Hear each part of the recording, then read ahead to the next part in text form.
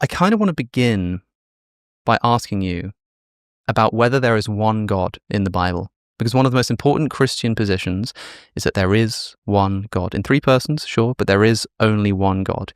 And if we turn to the very first book of the Old Testament, the book of Genesis, and we open it up and we read, we immediately run into something that's a little bit strange and suspicious. And anybody that I've told to read the Bible who has never really approached the text before, if they start with Genesis, one of the first questions they'll text me and ask me is, why does God say us instead of me? Mm-hmm. And that's, you don't even get through the first chapter before suddenly you're challenged by this, who's us question. And there a lot of Christians would say, oh, that's the Trinity. And I don't think there's really a good case to make for that, since the Trinity develops hundreds of years later. So what passage are we talking about here? Genesis, the usage of the word us. Genesis 1, verse 26, where you have what's called a cohortative, so a first-person plural imperative, where the text states, and God said, let us make man in our image according to our likeness. And the majority of scholars out there are in pretty widespread agreement that this seems to be a reference to the divine council, the deliberative body of gods that oversees the functioning of the universe and maintains cosmic and social stability and order and all that kind of stuff. And so it sounds like we're having God announce to the other members of the council, here's what we're going to do. Let's make humanity, and we're going to make humanity to look like us. But then when it comes down to the actual process, the text just has one agent involved in that. So God made man, male and female, he made them. So there's no plural verbs associated with the actual process of creation. There's one entity doing the creating. But these other gods of the divine council pop up a handful of times in what we know as the primeval history, Genesis 1 through 11. So it's not just in Genesis 1.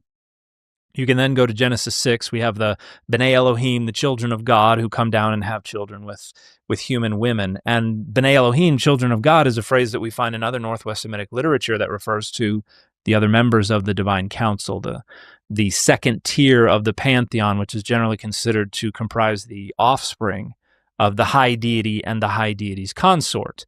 And so they're mentioned in a handful of places. The sons of God are mentioned in Job. They're mentioned in Job 1 and Job 2, and then in, I think, Job 36, somewhere around there. We have them mentioned in Deuteronomy 32:8, where it says, Elyon, the Most High, distributed the nations according to the number of the B'nai Elohim, the children of God. And then it says that Adonai's portion, the God of Israel's inheritance, share of the inheritance, was the nation of Israel. And so we even have in Genesis, we have another cohortative, another first-person plural command in Genesis 11, the story of the Tower of Babel. God is like, what's going on? They're doing something. They're like little ants doing something. And then so God says, let us go down and see what they're doing down there. So there are a variety of ways that the early Israelite notion of the hierarchy in the heavens, the pantheon, kind of shines through. And in the Greco-Roman period, it gets renegotiated, where the gods become angels. And so the notion that every nation has a guardian angel is part of that renegotiated divine council. So in Daniel, when Michael, the archangel, shows up and he's like, sorry, I'm late. I've been fighting with the Prince of Persia and the Prince of Greece. This is a kind of a euphemistic way to refer to these angels that are the kind of angelic patrons over the different nations of the earth. And in the earlier periods, Adonai is the patron deity over Israel, and every other nation has its own patron deity. And these patron deities don't really go away. They just get renegotiated. They get kind of rhetorically squished down into angelic status using Ugaritic literature, Mesopotamian literature, other literature that we can analyze comparatively. We can kind of reconstruct an idea that in the earliest period, Israel had a pantheon that was much like those of surrounding nations, where there was a high deity and that deity's consort or partner at the top. Their children comprised the second tier of deities, And then the bottom tier would have been the servile deities, primarily messenger, but other types of deities. And then some scholars posit a tier between the second and the third of craftsperson deities, where people who are in charge of building palaces and creating weapons and all that kind of stuff. So you have either a 3 or a 4 tier pantheon. And in the Hebrew Bible, you see some of these other members of this pantheon, like Asherah, as the consort of the high deity. And then the second tier deities, the B'nai Elohim, they bubble to the surface in a variety of different places. But then B'nai Elohim, by the way, meaning sons of God, sons literally of sons God. of God, yeah, or children of God, offspring of God. And you have reference to the divine council, for instance, in Psalm 82:1. It starts off saying God took his place, took his stand in the council, Adat El, council of El or council of God, or it could also be used adjectively, divine council. And this is where God is haranguing the other gods of the divine council because they have been negligent in their duty to uphold social and cosmic justice and order. And so the result of that is, all the foundations of the earth are shaken, and then God condemns them to mortality. You are gods and children of the Most High, but you will die like a man, you will fall like any prince. And I've argued before that the idea here is probably a rhetorical deposing of the divine council, saying, you're all mortal now, you're done, we're getting rid of you. And then the psalmist in the very last verse stands up and says, rise up, O God, and judge the earth, for you inherit all nations. Where the idea is, while Israel is called the inheritance of Adonai throughout the Hebrew Bible, let's expand that inheritance to include all nations. The patron deity slots sit empty now that the gods have been deposed, and so Adonai, the God of Israel, takes over personally the rule of all the nations. And I argue this is the rhetorical universalization of Adonai's rule that probably took place following the exile. Okay, there is lots to unpack there, and I'm conscious of people listening who it might sound like there's a lot, and a lot might sort of be going over their head. So I want to break some of this down and make it as accessible as possible. So we started with this strange fact that in the book of Genesis and elsewhere, we seem to have God talking in the plural about himself or, his crew, let us make man in our own image. So when God is planning to create mankind in his own image, it's really in our image. Who is the our, right? And the suggestion that you're making here is that there is a divine council. And as you say, this is a council that crops up throughout the Hebrew Bible. And we're envisioning a council of beings who are gods or God-like, and then Yahweh presiding over it somehow. Mm-hmm. And in Psalm 82, which I've always found incredibly fascinating, like you say, it opens by saying, God has taken his place in the divine council. In the midst of the gods, he holds judgment. Interestingly, the NIV puts gods in scare quotes. Does it? Yeah. The gods. Sometimes they do like godlike beings or something like that. So the NIV just puts the scare quotes, which is quite funny. Because it's quite unusual to say, God is sitting among the council of the gods. I think part of the problem with this is that, monotheism as it has developed in the West kind of has this strict distinction between God and everything that's not God. It's like, you can either be God or you cannot be God. The idea that there are gods that are kind of God and they're more divine than other gods and a hierarchy of gods is a little bit hard to wrap your head around for someone who grows up in a monotheistic culture. But this is an idea that exists in other religious traditions. It's an idea which exists today and throughout the history of various forms of Christianity. And I suppose your suggestion here is that it also existed in the earliest forms of biblical Judaism here. Yeah, I think the concepts of God and the gods and divinity have constantly been changing with changing times and circumstances. And so I don't think there's one static concept of God and God's relationship to divinity throughout the Bible. The word monotheism first pops up in the 17th century. And that's when we begin to speak about this concept. And it has always been used primarily as an identity marker and a value judgment. monotheistic people are good people, non-monotheistic people are bad people is an approach that has been kind of central to a lot of the discourse for a long time. But when we look at the way monotheism has been used, one of the things you said earlier, there's God and then there's not God. And that's kind of central to the concept of monotheism, that God alone is truly in an uncreated way divine, and then everything else is created. And so even if it is divine, even if it's a god or gods, it's contingent, it's created, it's subordinate to the one God. And one of the kind of paradigm shifts that is necessary for this perspective is the idea of creation ex nihilo, or creation out of nothing. Because that's the foundation of this notion that there exists God and then all other reality. And only God is truly eternal and uncreated and all these things. And so usually I see monotheism defined as this notion that, yeah, there are all kinds of other gods, but they're all contingent and created beings.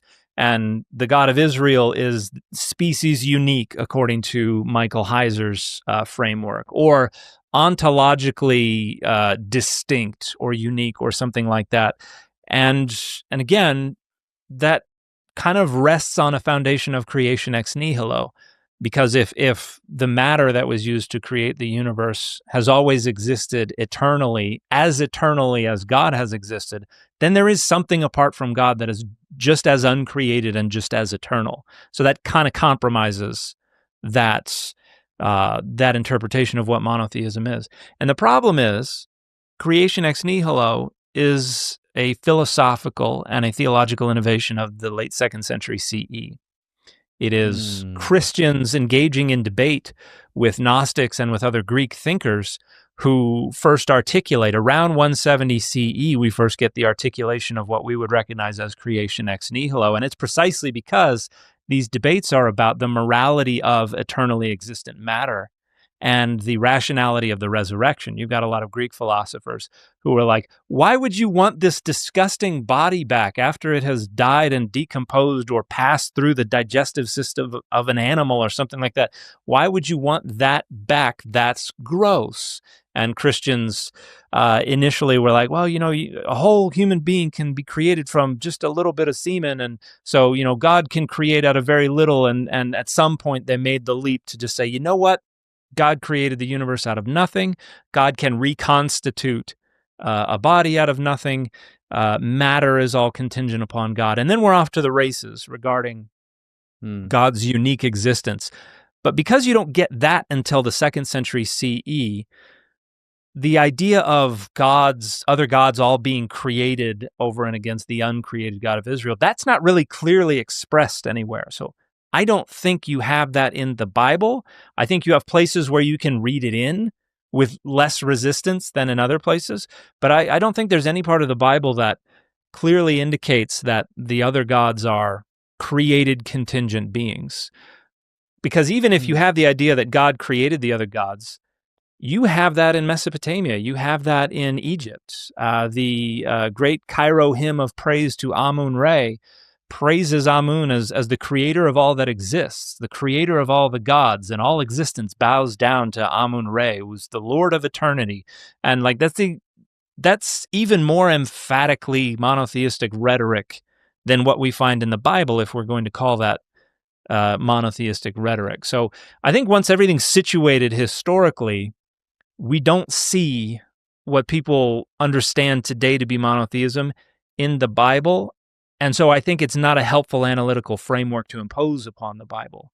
If saying, okay, we're going to look through the lens of monotheism at the Bible, if that helped us better understand things that were going on, that's one thing, but I don't think it does. I think it is primarily an attempt on the part of people today to try to presuppose a kind of ideological continuity with the Bible. We get our beliefs from the Bible. Monotheism is one of those beliefs, so obviously it must be in the Bible. Otherwise, where are we getting our beliefs from?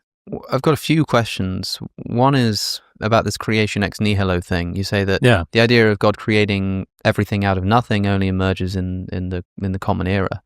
Although I'm not as allergic to saying AD as most atheists. It's a little bit prettier. Is creation ex nihilo not in the Bible? Is it not in Genesis? Does Genesis not open that in the beginning God created the heavens and the earth, which must encompass everything? What is there apart from the heavens and the earth? Is God not creating all of that out of nothing in Genesis 1? No. The academic consensus these days, one, even if we translate Bereshit bara Elohim et shamayim va'et haaretz, or et hashamayim va'et haaretz, even if we translated that according to the traditional, now in the beginning God created the heavens and the earth, it doesn't necessarily demand creation ex nihilo, because the word created doesn't necessarily mean out of nothing. It could just be a fashioning of a kind of material substrate. However, how you create a car. Steve Jobs creates an iPhone, but he doesn't sort of pop new material into existence. Yeah. And even the verbal root bara in Hebrew, which is only ever used with God as the subject, it still does not mean out of nothing, because parents create children, or God creates children when couples get pregnant and stuff like that. Right. But I think the majority of scholars today would say that that's not a great translation of Genesis 1:1, because the word Bereshit, which is traditionally understood to mean in the beginning, occurs, I think, 7 other times throughout the Hebrew Bible. And in every single occurrence, it is in the construct. And what that means is that in Hebrew, it doesn't just mean in the beginning, it means in the beginning of something. And so the of is whatever follows. And so you are seeing more translations of the Bible today that begin, the Hebrew literally would be in the beginning of God creating the heavens and the earth. So it's a temporal clause, and more idiomatically in English, what you see in a lot more Bible translations today is when God began to create the heavens and the earth. And then verse 2 actually explains what already existed. When God began to create the heavens and the earth was without form and void. And the darkness was upon the face of the deep. In other words, God's like, all right, I'm ready to create. Here's my stuff that's already here. We got the darkness, we got the deep, we got the earth. And then what's the first creative act? Let there be light. Yeah, so my friend has once joked to me that God is a mereological nihilist. I think it's a pretty hot philosophical take. My listeners will be familiar with it. I don't know if you've come across the idea of mereological nihilism. It doesn't sound familiar. It's sort of the view that, so mereology is the study of parts, and so mereological nihilism is nihilism about parts. So, for example, a chair is made up of a seat and some legs, but the designation, the distinction between those parts is basically all mental. It's not like a real substantive distinction. It's just something that our brains do. In the same way that if I say, does the left-hand side of a chair exist? It does, because the thing I'm referring to exists. It's right here. But clearly that as distinct from the right-hand side is like a mental distinction. And so just as the distinction between the left and right-hand side of the chair is purely mental, the distinction between the chair and its legs is also just purely mental. And then the mereological nihilist says, so is the distinction between the chair and the table and the bird in the sky and the camera on the tripod, right? And so what you've essentially just got is a bunch of matter that gets arranged and humans put labels on it. Yeah. And my friend was like, God is the mereological nihilist, because if you look at Genesis, the sort of process that he undergoes is one of organization and labeling. You have an earth which is without form and void, and God starts sort of dictating. Having said that, I do think the creation of light probably doesn't lean into that very well, but I do find it interesting that when Adam is created, what's the first thing that he is asked to do? Well, what's his first task? It's to name the animals, it's to taxonomize. And so this idea that this creative process is really one of like organization and labeling, more so than popping into existence, I think is an interesting undertone perhaps to read into Genesis here. And there's within cognitive linguistics, there's this idea of frame semantics, and which is and there are a lot of different variations on it, but basically the idea is everything is perspectival. It depends on who's doing the looking, who's doing the perceiving, the describing, and so whether or not a bike is in front of the house depends on where you're standing, and we're just kind of imposing organization on the input that we're receiving.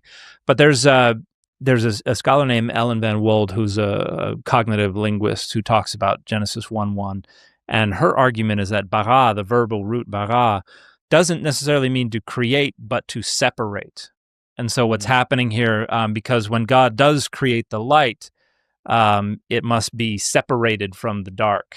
And so it's a process of basically drawing lines down the middle of things to create two separate categories, and then further, and then distinguishing the heavens above from the heavens below, the waters above from the waters below. Separating out, I suppose, different animals and breathing life into them. It's not like straightforward, I think, but certainly this theme of division occurring is quite interesting. What's just crossed my mind, sorry if this is like a completely crazy detour, and I'm about to do the sort of Alex O'Connor bingo of ticking off everything that I always mention, because I've already done Mereological Nihilism, and I'm about to mention the Gnostic Gospels. When I read the Gospel of Thomas, one of the things that jumps out at me is the emphasis on unity. Jesus is constantly talking about things coming together. People interpret that weird last verse about men becoming women as like unity, and the whole thing is about bringing stuff together. And of course, a lot of Gnostic Christians believe that the material creator of the world, Yahweh in the Old Testament, is the evil demiurge. So thinking about the creation process in Genesis as one of separation, like separating everything out and distinguishing and labeling, the Gnostic understanding of Jesus, who comes down to say, to hell literally with the demiurgic creator and tries to unify everything all together again with the spiritual realm, that's quite an interesting call and response there going on, I think. Not to say that the Gnostic interpretation of Christianity is the correct one, but that's just crossed my mind. Yeah. And there's, and I think even within a lot of linguistic and even like, legal and other types of analysis, a lot of what you're trying to do is reify or firm up lines of distinction between different things. Where does this end and the other thing begin, whether it's rights or whether it's the dry land and the waters or whatever. So yeah, I can see the Gnostics toying with that kind of philosophical approach to things by trying to overturn it and say, no, it's all about bringing things back together to this unity, the singularity or whatever that they believed represented God, and everything was about becoming one with the pleroma and reuniting with the unity.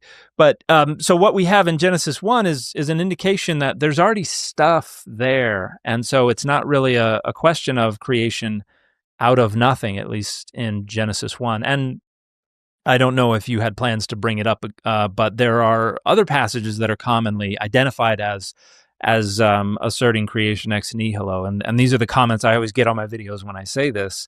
The biggest one is 2 Maccabees 7:28. That's one of the ones they'll go to, and then like Romans and Colossians and Hebrews, where we get this idea that God created out of what is not.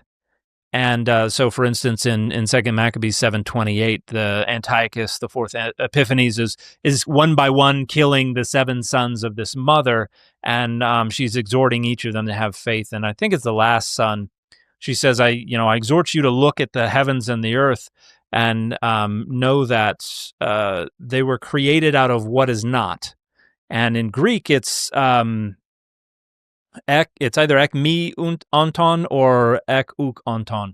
And this is a very similar phrase to what we find in the passages in Romans and Colossians and Hebrews. But the idea there is something that's pretty common it's kind of the conventional Greek philosophical wisdom of the time, that what exists has form and function and is created from matter that lacked form and function. And so matter either existed in a state of being or non-being.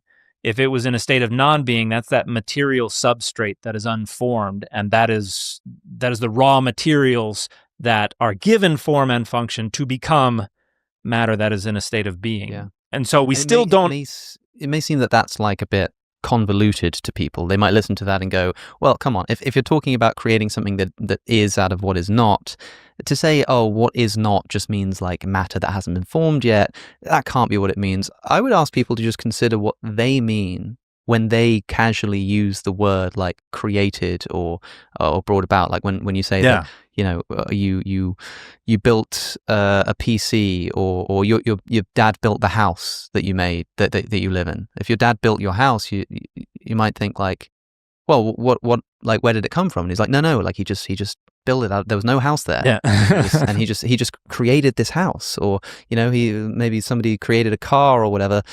What you mean is that whatever the house was before, all of the materials that were in the bricks and the ceramics and stuff still was in the world. It just wasn't anything. It just sort of sat there. And now you've created something out of what was not by creating new material literally, but just by activating, you know, the material, by putting it into a particular form. Yeah. And you can even see this if you read on in 2 Maccabees 7:28, because the mother says, just like people are made.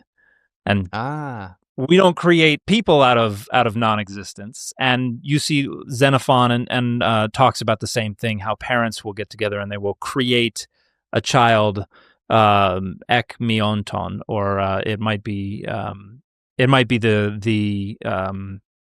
the neuter onta or something like that. But in short, they use this language, and the words for create pre-existed the notion of creation ex nihilo. Even within, you know, non-Christian, non-Jewish writings, everybody talked about things being created, but none of them talked about it as creation out of nothing. Is it possible though? Because I think that's the second time now you've used this analogy with the usage of creating children and saying, well, we don't create children out of nothing.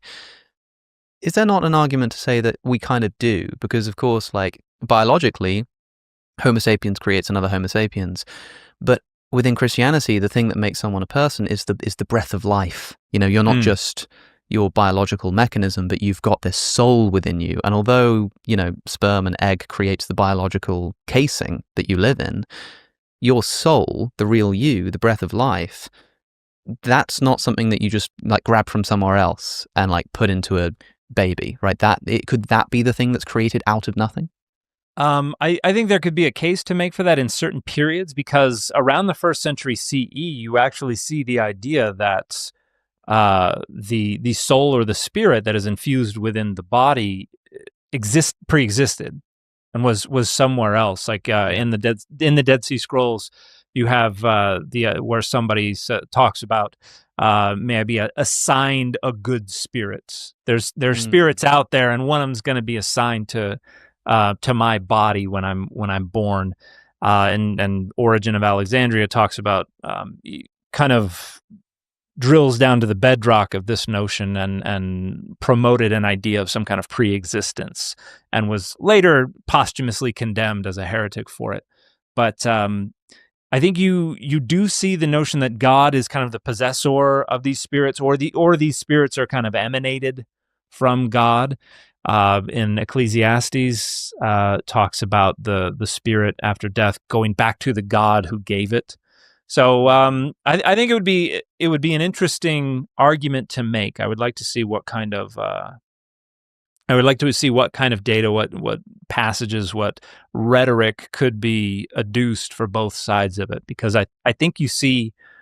I don't think those questions specifically were asked, and so I don't think you have clear answers, which is why I think you probably see quite a bit of ambiguity. People kind of talking about things as if both X and not X were true at the same time. Sure. Okay, let's talk about then the Christian interpretation of the plural God. We've still got the divine council to deal with, but there are a few things to say here, right? I'm going to put on my Christian cap and say, okay, this is really interesting, Dan McClellan. However, I'm a Christian, and my view is that, of course, God says, let us create him in our image, because God is a Trinity, and he's talking about the three persons of the Trinity.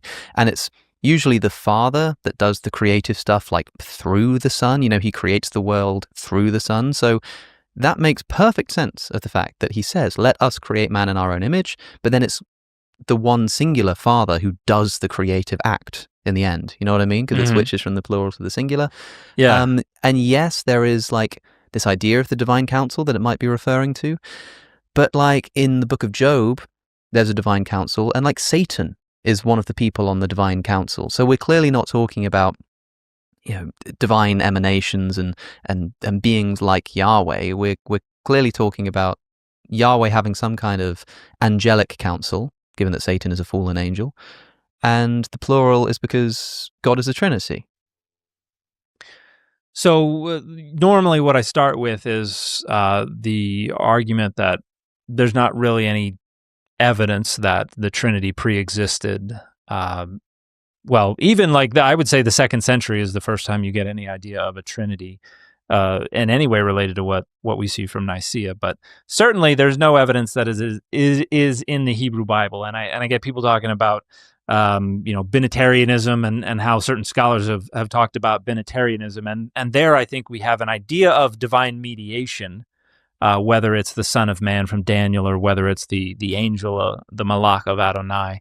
Binitarianism being two, as opposed to Trinitarianism being right. That there was a second power in heaven, something like that, which is something that we see in Greco-Roman period Judaism, and then within rabbinic literature, there's actually not really a debate so much as a condemnation of it, a discussion and a condemnation of this idea that God shares their throne with somebody else. But we also see things like Metatron, the Adonai Katon, the little Adonai who sits in a throne alongside God. And so I would say that that requires reading into the passage things that are not there. And again, if we go back to the primeval history, the Trinity holds that there's one deity. And yes, 3 persons, but one divine being, one God, one entity. But you have in Genesis 3, when the serpent is talking to Eve, says, "You will be like the gods, Ha Elohim, knowing good and evil," and the participle for knowing is in the plural.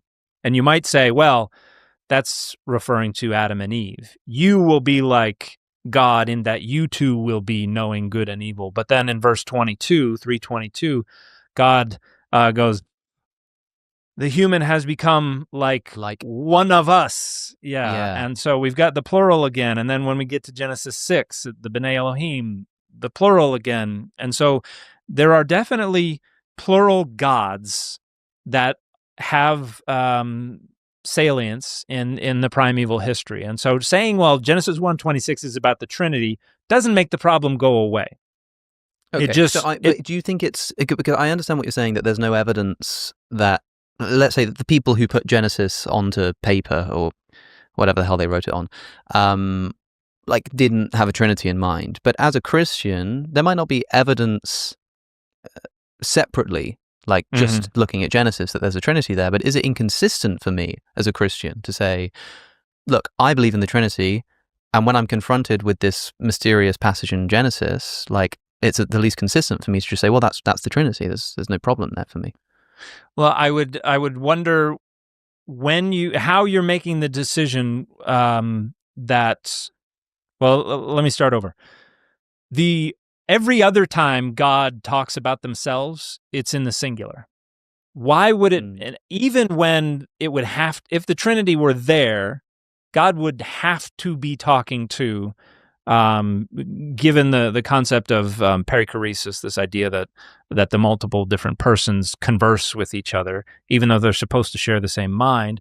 But why do we have the plural in this passage and not in every other passage where God is conversing with themselves? When they're saying, I plan to do this, or I'm going to do this, I changed my mind. You don't see the plural in any other places, and so. Part of the concern I have with that is that it seems pretty arbitrary. It goes around saying, "Oh, well, it's singular here because whatever." You make up an explanation. It's plural here because I believe in one God, but it's plural here because God is a Trinity, and you can just pick which you want, whichever fits. I mean, it is interesting that it's not like "Thou shalt have no other gods before us." Like that would be kind of interesting, but it's not. And the Christian will look at that and say, well, of course he's only speaking in the singular there because there's one God. But then there is this mystery of why it seems to sort of swap and change. As a sort of historian or a textual critic, you're going to look at this and think, well, it's because these texts represent a different kind of belief of the people who wrote the text. One thing that's important to specify here is that we've talked about the idea of God evolving over time. people might be under the misapprehension that like Genesis is the earliest Jewish source, then Exodus and so on. But that's not the way that the Old Testament actually works, right? Like there are debates about it, but we have some idea of which texts and which verses within which texts are older and newer. And so if you want to reconstruct this journey that Yahweh takes as like who he is and whether he's the only God, you kind of got to have an idea of which texts come first and which texts come last. So maybe you can give us an indication of some of the earliest like Old Testament passages and what they tell us about the like multiplicity of gods. Yeah, so when we look at like Genesis 1 and then Genesis 2 and 3, those come from different time periods. Genesis 1 is a later creation account. Genesis 2 and 3 represent an earlier creation account. But the earliest passages in the Hebrew Bible are pieces of poetry, because narrative developed well after poetry. And so, in fact, we think we can date the beginning of historical narrative prose in alphabetic scripts, of which Hebrew would have been one, to around the middle of the 9th century BCE. That's the first time we see historical narrative prose in alphabetic scripts. And so when we see narrative in Hebrew, that's probably middle of the 9th century BCE or later. We think there's some poetry, and specifically little fragments embedded within larger poetic compositions that are earlier than that. So for instance, the Song of Deborah probably has some very early fragments. And there we have this Canaanite general Sisera, and it says that the stars fought in their courses against Sisera, which reflects the idea that the stars are an army. They are an army of gods. And so when it talks about the host of heaven in the Hebrew Bible, that would be the divine council. That would be the military arm of the divine council, the host of heaven. And so we see that perhaps in an early part of poetry in Judges 5. We look at Deuteronomy 32, 8 and 9, which I've already mentioned. This is within the larger Song of Moses, which is probably a fairly late composition. But if we look in verses 6 and 7 of Deuteronomy 32, the singer says, "Ask your forefathers, and they will tell you. Ask your parents, and they will say." And then we get quote verses 8 and 9. When the Most High divided up the nations, when he separated the peoples, he fixed the number of the nations according to the children of God. And so here we have what is probably a much earlier poetic fragment that has been embedded within a later composition that seems to be distinguishing Adonai from Elyon. So the Most High is a different God from Adonai, and Adonai is receiving their inheritance, the nation of Israel, from the Most High as part of this idea that the nations were distributed to the second-tier deities by the high deity. I want to look at this because this jumps off the page at me in this context. Yeah. This is Deuteronomy chapter 32. Mm-hmm. And I suppose we can read from verse 8. When the Most High gave the nations their inheritance, when he divided all mankind, he set up boundaries for the peoples according to the number of the sons of Elohim, right? Mm-hmm. Because, of course, like I'm reading the NIV here, and it says, he set up boundaries for the people according to the number of the sons of Israel. Now, for the Christian, they're going to prefer this interpretation because there are multiple sons of Israel, and that is how God, like, divvies up the nations and the people. Mm-hmm. Talk to me about where, like, that comes from, because just to be clear here, when I read this passage, if you read the NIV, it says that God divides up the nations and the people according to the number of the sons of Israel, but as far as I'm aware, a better textual understanding is that God divides up the nations according to the sons of God. Yes. So the Sons of Israel reading comes from the Masoretic text. That's the authoritative ancient-ish, around 1000 CE manuscript.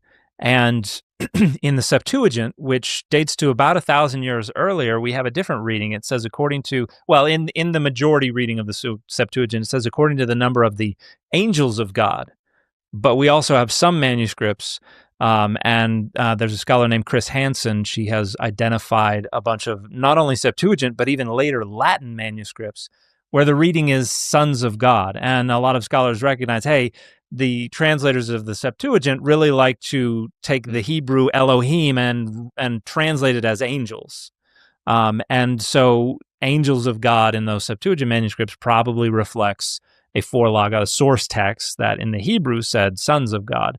And then in the 1960s, we discovered a fragment of Deuteronomy among the Dead Sea Scrolls that preserves precisely that reading. That it's sons of God. So to be clear here, the Masoretic text, which actually most of my viewers will probably know what that is now, thanks to some discussion on the Isaiah scroll. But our sort of standard source for the Hebrew Bible, which dates to around the Middle Ages, says in this particular passage that God divides up the nations according to the number of the sons of Israel. Mm-hmm. The Septuagint, which is a Greek translation of the Old Testament, it's earlier than the Masoretic text, says angels of God, but we know that the Septuagint liked to translate what was originally sons of God into angels of God, giving us an indication that the Septuagint was using a Hebrew source, which would have been really early, which said sons of God. And then we discover a fragment in the Dead Sea Scrolls of an actual Hebrew ancient section, which preserves the reading sons of God. So textually speaking, the original was sons of God. Yeah, that's about as close as you can get to a slam dunk when it comes to a textual reconstruction. And there are other places in this poem in Deuteronomy 32 where that happens. Verse 43, for instance. A lot of people will throw at me, the passages that say, I am and there is no other, is monotheistic. They'll insist that means there are no other gods. And you see that in Deuteronomy 32:39. I think the exact statement is, I am he, there is no God besides me. But then when you get to Deuteronomy 32:43, and if you're reading the King James Version, you're not going to see this. But again, we have something odd going on in the Septuagint, and then we found a fragment, a manuscript from the Dead Sea Scrolls that shows us what it originally read. So in the Dead Sea Scrolls, it says, worship him, all you gods. And this is actually probably being quoted in Psalm 97:7. But if you look in the King James Version, you have, rejoice, O ye nations, with his people, for he will avenge the blood of his servants and will render vengeance to his adversaries and will be merciful unto his land and to his people. Like, that doesn't really have anything to do with gods. But if you go look in the Septuagint, you have, strengthen him, all you angels of God.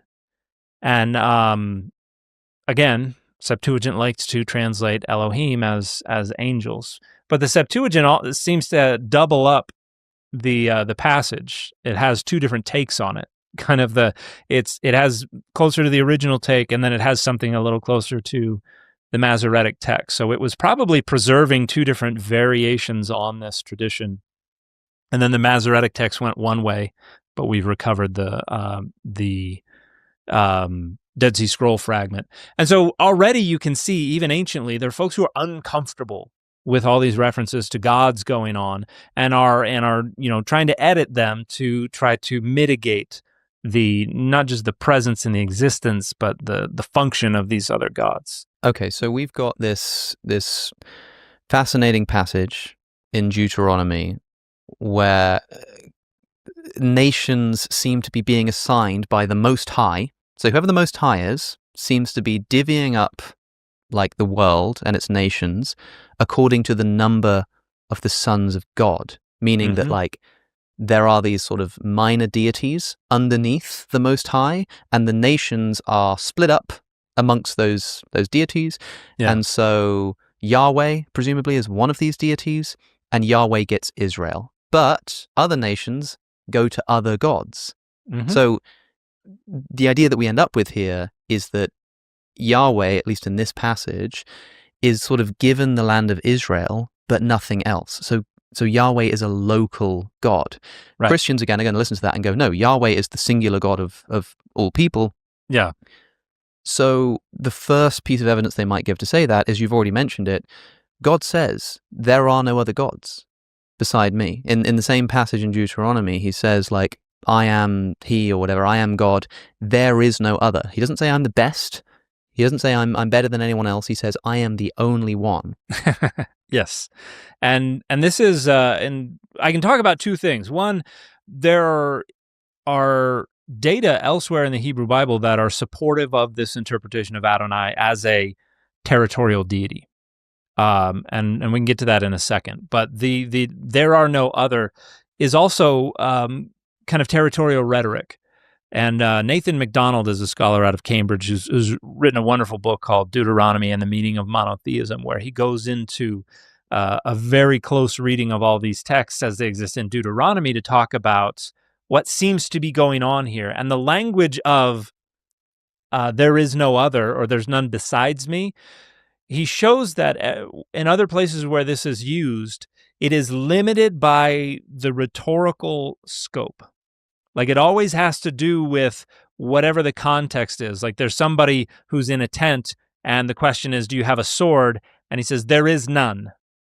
And that does not mean universally swords do not exist. It means within the scope of relevance of this circumstance, there's not one here. And he shows that when you see this, I am and there is no other rhetoric, it's always in the context of telling Israel, I'm the one who saves you. I'm the one who delivers you. It's me. There is no other. And what he suggests is that a close interrogation of this language leads to the conclusion that this language is saying, I'm the only one for you. Don't look anywhere else. I am the only one that matters. It's about an exclusive relationship, not any kind of ontological exclusivity. And one of the reasons that we think this is that, particularly in Deuteronomy, but we see it as well in Deutero-Isaiah, there are references to other gods. And so why would they be saying there no other gods exist, but also there are these gods over here? That rhetoric doesn't make much sense unless this is about an exclusive relationship. And there's a really good comparison in the Song of Solomon, or the Song of Songs, chapter 6, verses 8 and 9. You've got the lover is singing about their dove and their perfect one. And in verse 8, the lover says, there are all these concubines, there are all these maidens all over the place. And then he says, but my dove is one, which is pretty much the exact same thing that we find in the Shema. Hear, O Israel, the Lord your God, the Lord is one.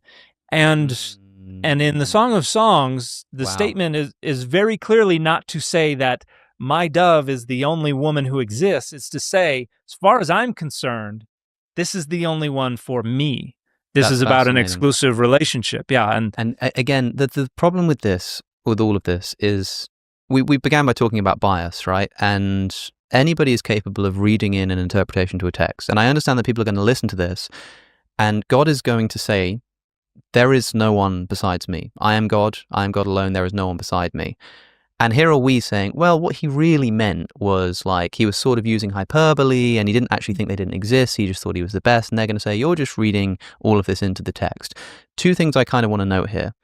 One is that we know that this hyperbolic language sort of does exist and is used. You've given the example of the Song of Solomon, but also most interesting to me is in Isaiah 47. So in Isaiah 47, God is speaking and he's speaking to Babylon. Yeah. And he says to Babylon, you said in your heart. You have said to yourselves, yeah. I am, and there is none besides me. So he's chastising Babylon for having said, there is none beside me. Now, Babylon doesn't believe it is literally the only nation on the planet, right? But God is telling them off as saying that there is none beside me. If that is just Babylon being egotistical and saying we're the best, and they've worded it by saying there is none besides me, then we know that sometimes this is how it's used. When Ed Sheeran sings, you are the only one, but he's doing so in a stadium of thousands of people, I don't think he's confused about the non-existence of other women.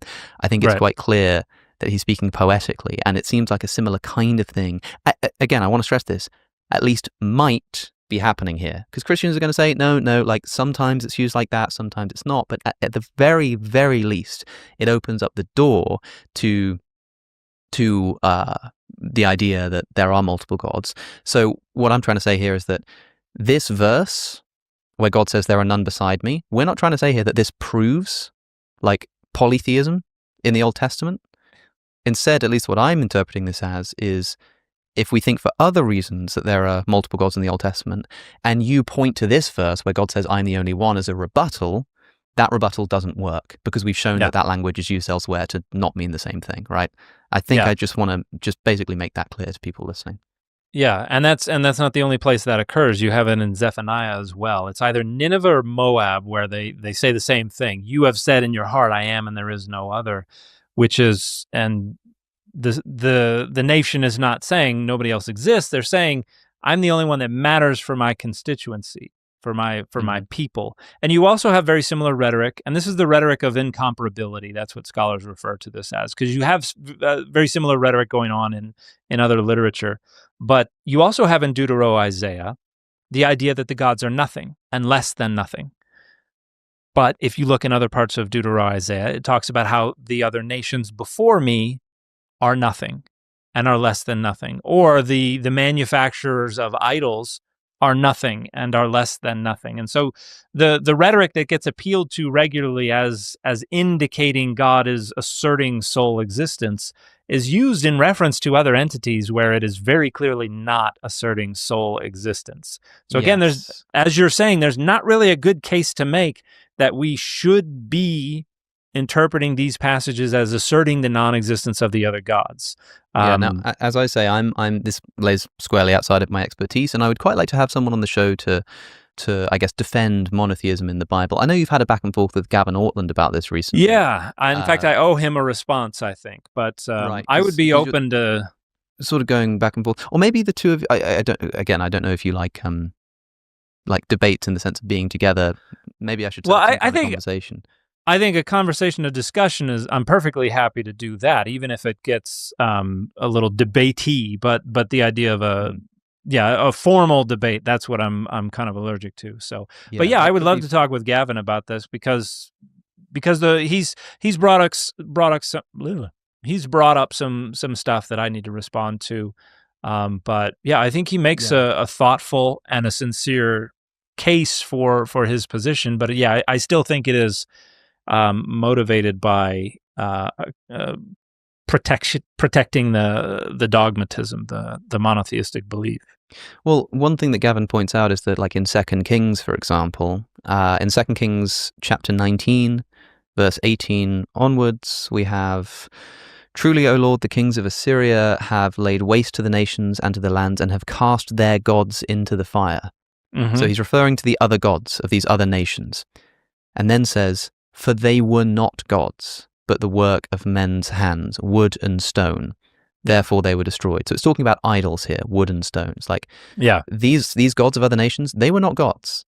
They were just idols. And Gavin points to this and says, like, clearly the gods of other nations that we've just been discussing here are not real gods. And the point is that they think they're gods, but here we have an indication, no, they're not gods. It specifically says they're not gods. Now, I know what you've said in response, which is essentially that this passage is saying that it's sort of talking about the idols themselves. But just before you present that response, I want to point out that at the very end of this passage, it says, "Now, Lord our God, deliver us from his hand, so that all the kingdoms of earth may know that you alone, Lord, are God." Mm-hmm. So this whole passage, to recap, is we've sort of laid waste to these other nations. We've thrown their gods into the fire because they were not gods, but just idols. And every kingdom on earth will know that you alone, Yahweh, are God. Is this not monotheism? It's still not monotheism for a couple of different reasons. But one of the things I pointed out in my initial response to Gavin was as you said, you can use the word gods to refer to the idol or to the deity itself. And Gavin uses this pericope, this story, to kind of indicate they seem to be limiting the god to the idol. And I think this is a part of the idol polemic. And one demonstration of the fact that even the narrator of the Bible represents people talking about idols as if they were gods while also recognizing that the actual deity is elsewhere. The story of Laban and Jacob departing from each other. One of the things that happens in the story as Jacob is taken off is Rachel takes the teraphim, steals Laban's teraphim, and they take off, and Laban comes after him angrily. "You've taken my gods." And this is the teraphim, which are probably, I think they're probably representative of ancestral deities. But at the end, when Jacob says, "Oh, well, whoever took anything, they're going to pay," and Rachel doesn't get caught, but at the end they then swear.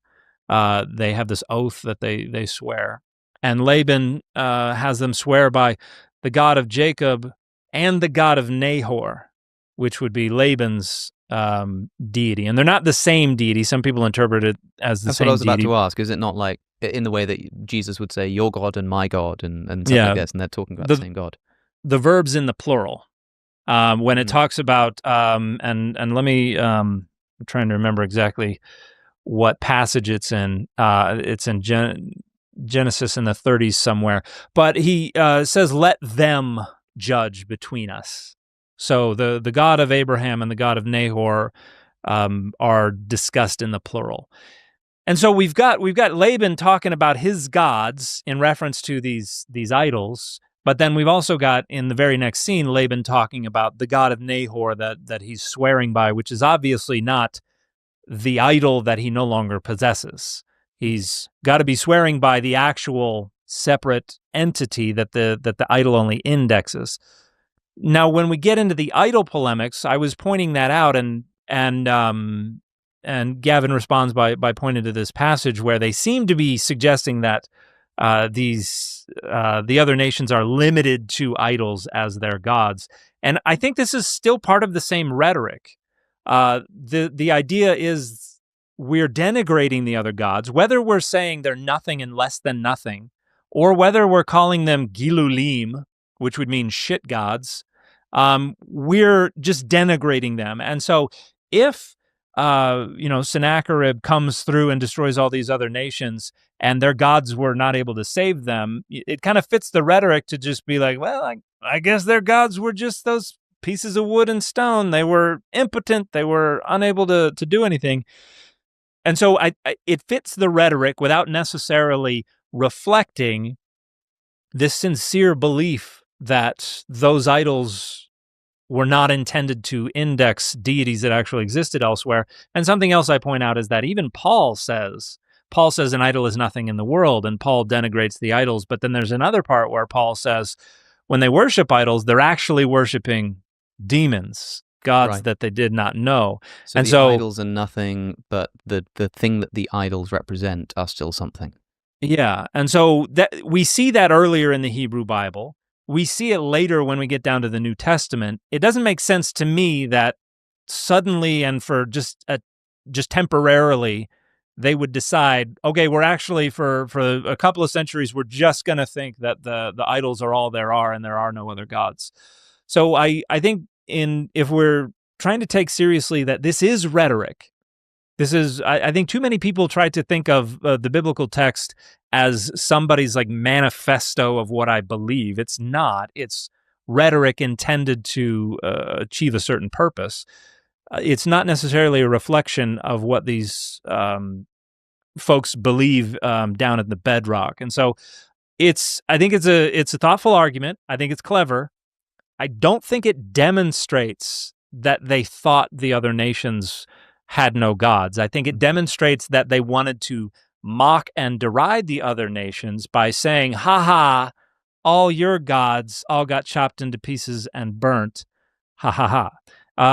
And this is also a later text. This is probably a post-exilic text. So the idea that Adonai is God over all the earth, I think, is reflecting this universalization that probably took place after the exile. So, but sure. yeah, that's something I'd like to converse a little more with Gavin about. I've just looked up this passage, which I think is the one you were referencing about, like your God and my God and the different gods. And I'm looking at Genesis 31:37, and I'm not sure if this is the right passage. Genesis chapter 31, from verse 36 onwards, Jacob was angry and took Laban. Is it Laban or Laban? How would you say that? Laban. Laban to task. What is my crime? He asked. What did you say? Laban? Laban. Yeah. He asked Laban. How have I wronged you that you hunt me down? Now that you have found and searched through all of my goods, what have you found that belongs to your household? Put it here in front of your relatives and mine, and let them judge between the two of us. I'm seeing the word relatives here, and I don't know if I've just got the wrong passage. Are you in the NIV still? I'm in the NIV, but I'm having a look at a comparative study, and I also just looked at the Hebrew interlinear, and the word there seems to be like before your brothers and my brothers. Yeah, that's not the word for God. So, Hang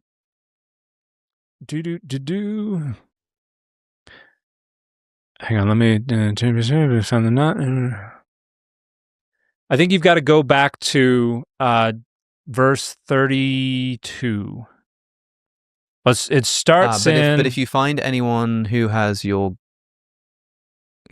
gods, that person shall not live. In the presence of our relatives, see for yourself whether there is anything of yours here with me. If so, take it. Now, Jacob did not know what Rachel had stolen the gods. What is going on here? Yeah, so Rachel has stolen her. Jacob's like, okay, I worked my 14 years for your 2 daughters. We're bouncing. And Jacob takes Rachel and Leah, and they leave. And Rachel, on the way out the door, snakes some of these teraphim, which are household gods, which I think probably were intended to index ancestral deities, but other people have different arguments about that. Even David has a teraphim in his palace. But and then Laban comes after Jacob and says in verse 30, and the NRSV UE, even though you had to go because you longed greatly for your father's house, why did you steal my gods? And in Hebrew, that's et Elohai, or Elohim, with the first person possessive suffix. And so there's the back and forth between Jacob and Laban. And he's like, I didn't take anything. I don't know what you're talking about. And then says, whoever is found with them, they're going to get what's coming to them. And then in verse 42, go ahead. I was just going to say, Jacob down in verse 42 says, no, not 42. God save me. And then where do they swear the oath? So verse 53. So Jacob has said, we've got this pillar of Mizpah, Adonai watch between you and me. And then in 53, Jacob says, may the God of Abraham and the God of Nahor judge between us. And the verb there is in the plural, yishpatu. So that's may they judge between us. And so we've got Laban referring to the teraphim as his gods, but then we've also got him swearing to a separate God that is very clearly the God to which he is devoted.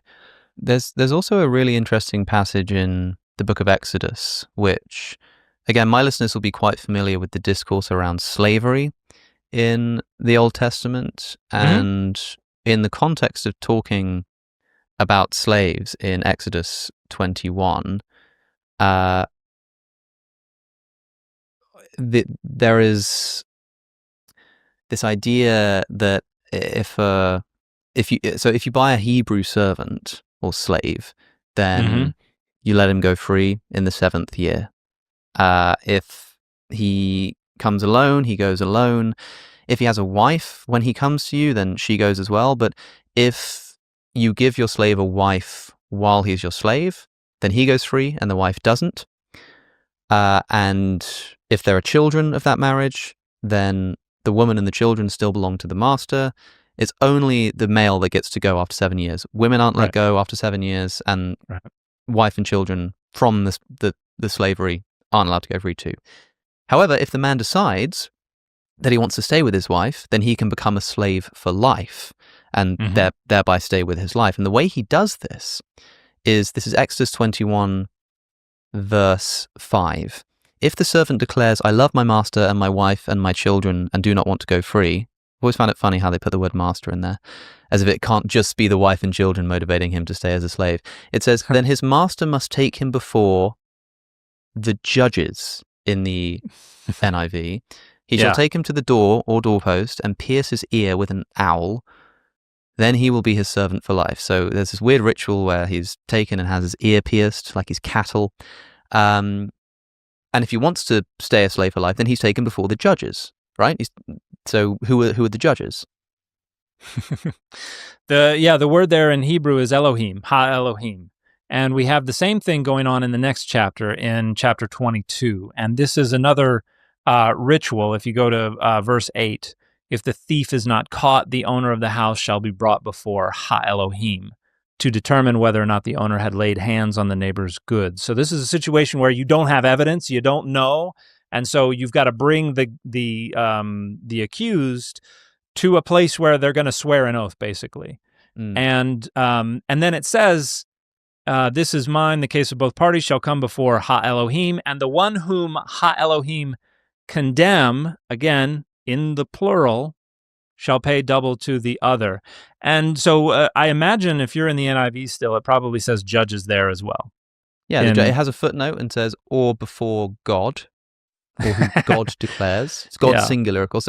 So the NIV can't decide whether it's talking about the plural judges of like humans who are determining what happens to the slave, or the singular God who's determining what happens to the slave. So you said the word is Elohim. We know that the word Elohim means God, but doesn't the word Elohim just also mean judges in a human context? Because the NIV is translating the word Elohim here as judges.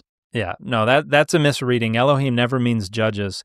But because of these two passages, that reading has developed. And it's plural in 21:6 because it's very clearly plural here in 22:8 and 9. And so they've got to let this reading influence the reading in 21:6. The best reading of both would be the gods in the plural, because the idea here is that they're going to the household gods because they index the presence of a deity or other deities. It should be the plural gods. And interestingly, are you familiar with the NET, the New English Translation? I don't know what it says about this. What is the NET? I mean, I've read the NET, but I don't know what it's like. Translation philosophy is. It's the main thing that it offers is an awful lot of explanatory notes. So if you want to get a sense for where the debates are, where the discussions are, they've got tons and tons of notes. And the note here is funny because it's like, oh, this should be God, but this would have been overseen by human judges. And then at the end of the note, it says, and others have made a stronger case that Elohim refers to human judges. And then it quotes Cyrus Gordon and Anne Draftcorn. And these two papers where Cyrus and Anne, in their own papers separated by decades, argue strenuously that it does not mean judges, it means gods. And so whoever edited that note was either just straight up lying or wildly misunderstood those papers or did not read them at all. But the idea here is in Greco-Roman period Judaism, I mentioned that the gods get squished down into angelic status. They're all angels. And that becomes kind of the conventional wisdom that gets handed down from generation to generation. But then somebody raises issue with Genesis 6, with the story that is, you get the fan fiction in First Enoch of this, where it's the angels who come down and they have children with the human women. And then toward the end of the Greco-Roman period, you have some Jewish thinkers saying, wait a minute, angels can't be disobedient.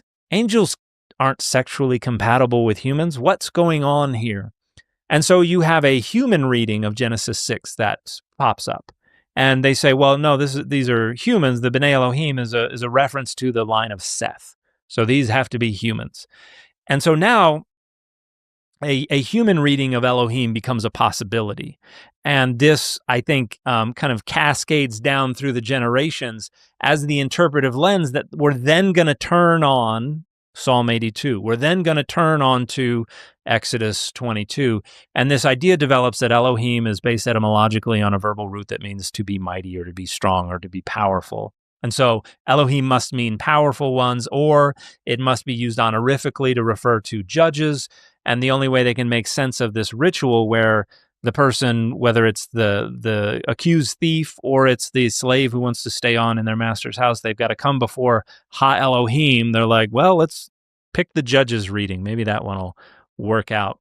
But yeah, the idea here is that they go before the gods, and Okay, so the gods go ahead. Just more indications of a multitude of gods sort of splattered throughout the Old Testament. Yeah, although here I think the reference to the gods is a reference specifically to divine images as deities.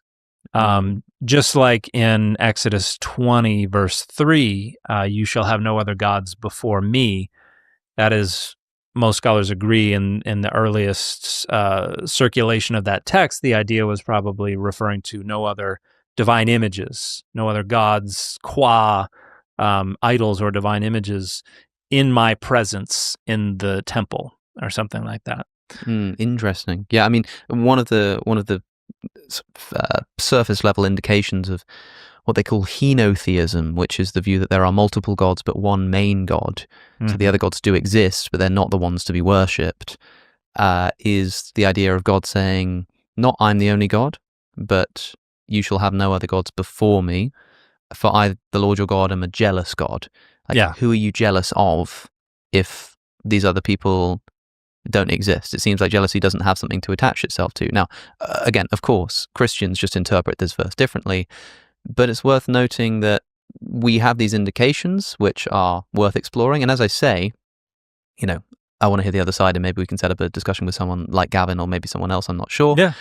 But a couple more little things to iron out, I think, before we sort of wrap up this idea is like this story, right? Because we've talked about how in the Old Testament we've got the divine council, and it seems like we've kind of got gods, but the gods are kind of subordinate to Yahweh, but it's not entirely clear. Firstly is this idea that Yahweh, if we do have a divine council and Yahweh is at the top of it, then this verse where we talked about the mighty one divvying up the lands and giving Israel to Yahweh wouldn't make much sense, right? So who is the mighty one as opposed to Yahweh in this context? So Deuteronomy 32:8 and 9, the Most High, Elyon, that is a much earlier passage. And so Adonai is not identified with Elyon, but there's a point at which Elyon, Adonai, they become conflated and they're a single deity, at which point Adonai kind of exceeds to the top of the divine council. And so, to be clear here, when you say Adonai, you're talking about Yahweh. Yes, that's the substitute I use as an accommodation to Jewish members of my audience who've asked me to use that, and that's a pretty common thing in scholarship. Because they don't pronounce or write the tetragrammaton, divine name, Yahweh, right? Yeah. Which is why if you read the Old Testament in English, you'll see the word Lord in all caps, which in the Hebrew text will say Yahweh. But if the Hebrew itself says, I suppose, Adonai, then that is just the word for Lord. So it can be a bit confusing when you're reading an Old Testament translation, because there'll be Lord in all caps and there'll be Lord in the lowercase. When you see Lord in all caps, the original text specifies Yahweh, and when you see Lord in lower caps, it does just mean Lord. Yeah.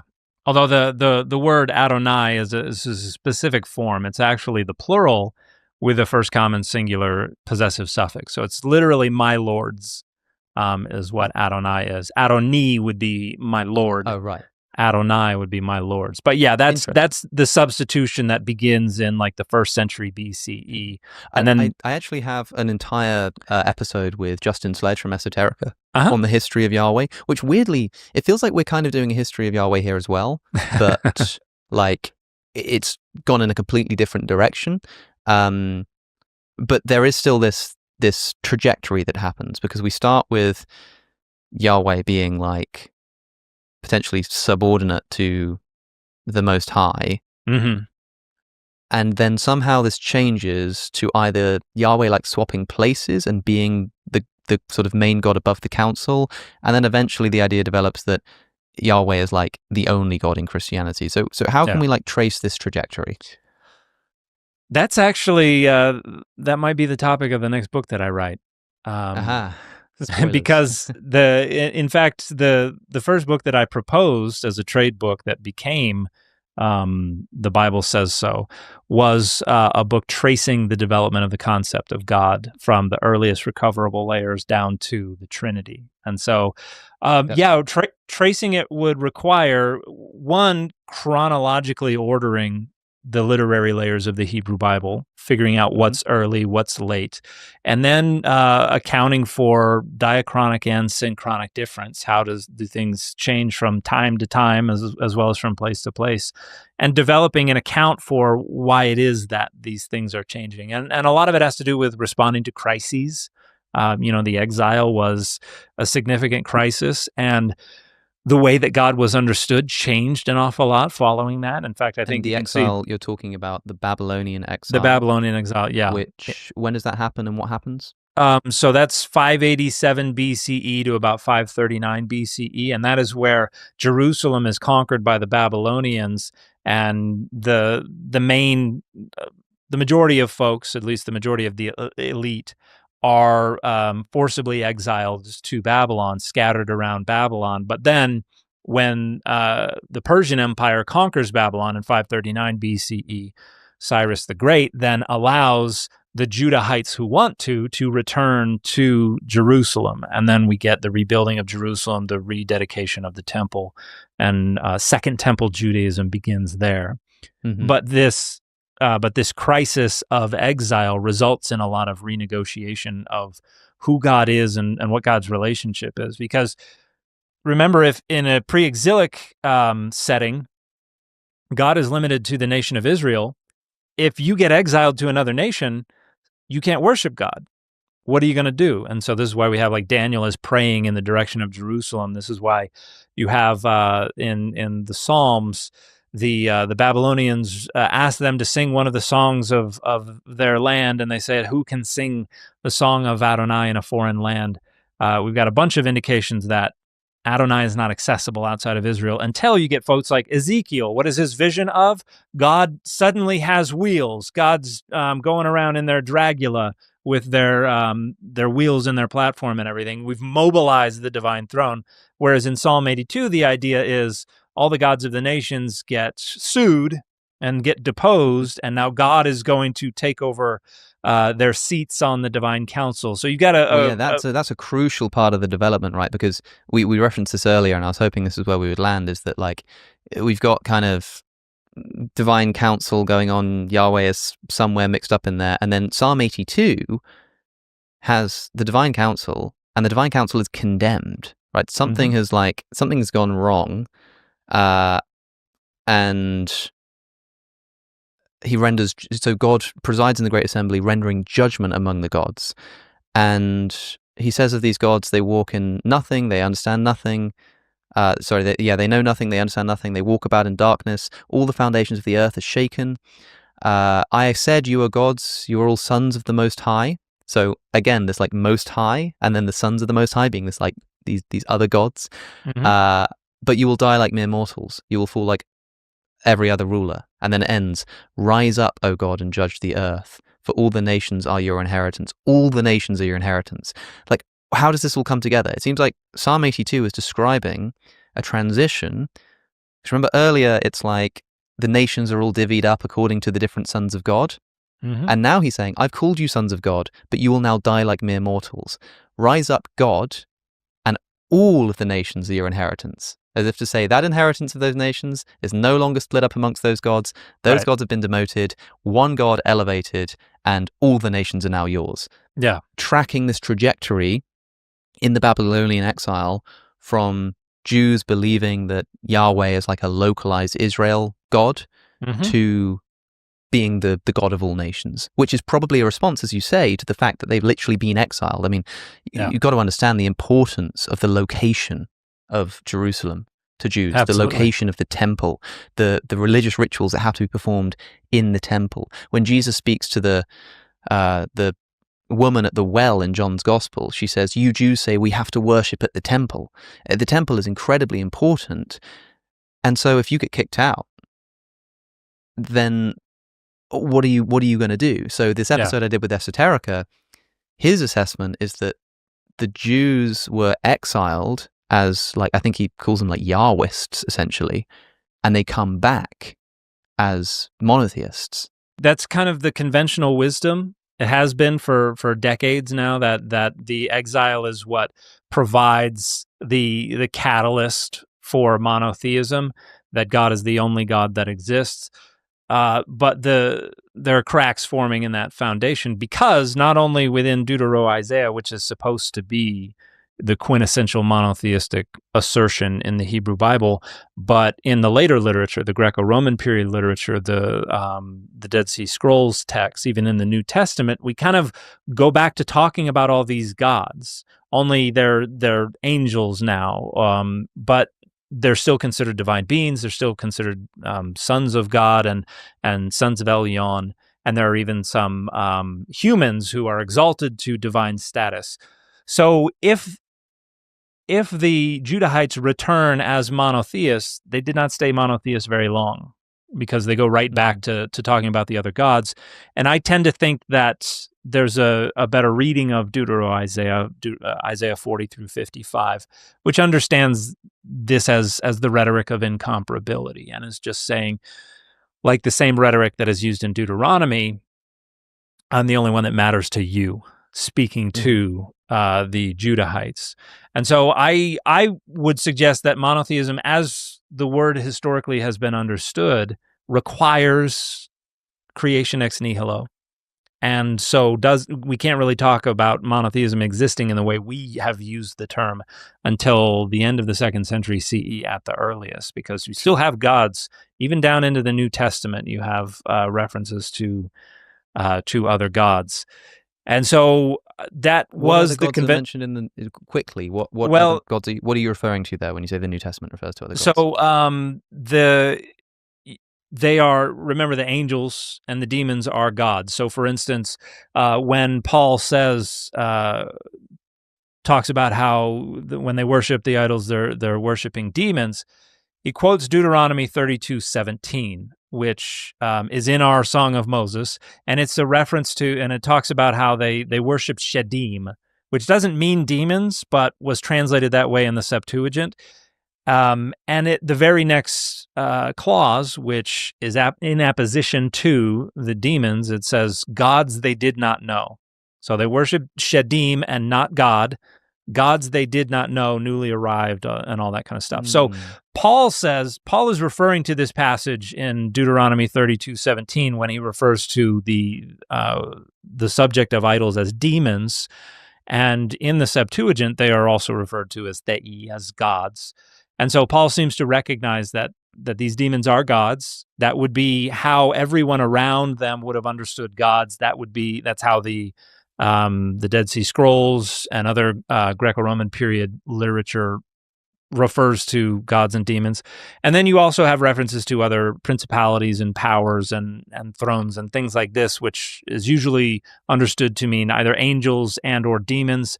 And then Paul also talks about in 1 Corinthians, he says, if there be many gods, or so-called gods and lords, and then interjects, for there are many gods and lords. But then he says, but for us, there is one God. And while you could choose to interpret this to mean, as far as we know, we believe only one God exists, I think in the context, a much better interpretation would be, as far as we're concerned, only one God matters.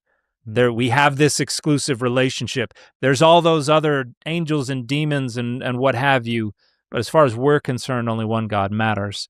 And there's a wonderful scholar named Paula Friedrichsen who recently wrote a paper on Herod and Philo and Paul and the many gods of Jewish monotheism. So it goes into more detail about how everything, all the data about this time period is just chock full of other gods that are just kind of being denigrated and referred to as demons and things like that. It's interesting. I think, I mean, it's not like, it's certainly not clear to me. Like, I think that at the very least, what you're doing here for me is opening this door, like I say, to saying, like, there is some weird stuff going on. There are some weird passages that seem to indicate the multiplicity of gods. And at the very least, the arguments for strict monotheism in the Old Testament maybe don't work. I still remain, of course, as I'm going to be after speaking on one podcast with you about this, agnostic on it, but I think it is fascinating. What I want to do to close, if you don't mind, is just to ask if you had to say what the strongest indication in the opposite direction was, like if you had like a couple of minutes and your life depended on it and you had to defend the idea that monotheism is definitely in the Old Testament, what would you point to as the strongest case? I would probably try to point to, in the Old Testament, I think I would struggle a bit, but I think I would probably use what folks like Gavin use, the notion that the God of Israel is being exalted so far above the other gods that they are treated as some kind of, it's a qualitative, not just a quantitative distinction. And I think I would point to, in like Greco-Roman period Judaism into the New Testament, the fact that Judaism is characterized by non-Jewish and non-Christian authors as odd because they only recognize one God. There is certainly one God rhetoric that we find in the other literature of ancient Judaism and early Christianity, and I think that's where the best case is going to be made, in the notion that Judaism and Christianity are distinct and are distinguished by the other groups because of the fact that they refuse to acknowledge or worship the other gods. And I have a paper that's going to be coming out in an edited volume soon that will talk about what exactly is going on with this one God rhetoric. But I would probably try to prioritize that if I needed to convince folks that that monotheism is found in the Hebrew Bible and in the New Testament. Seems like one of Gavin's strategies was to look at, he lists on screen a bunch of quotes from the book of Isaiah. I'm the Lord your God, besides me there is no Savior, besides me there is no God, is there a God beside me? There is no other, like listing all of these out. We've already talked about why we think that this language might not indicate monotheism, but that seems to be his strategy. All I'll say to people is, I think this all got kicked off because you made one of your standard sort of vertical videos about monotheism. It's cool. It'll be called something like, monotheism is in the Hebrew Bible. Type in Dan McClellan, like monotheism. Gavin's response, your then like hour-long-ish response to Gavin, and then Gavin's final response to you. Go and check it out, guys. Like I'll put the links in the description. Go and have a look. See what you think. I think it's an interesting conversation, if nothing else. And of course, it's one of the chapters in your book. The Bible Says So, which is out now. It's linked in the description.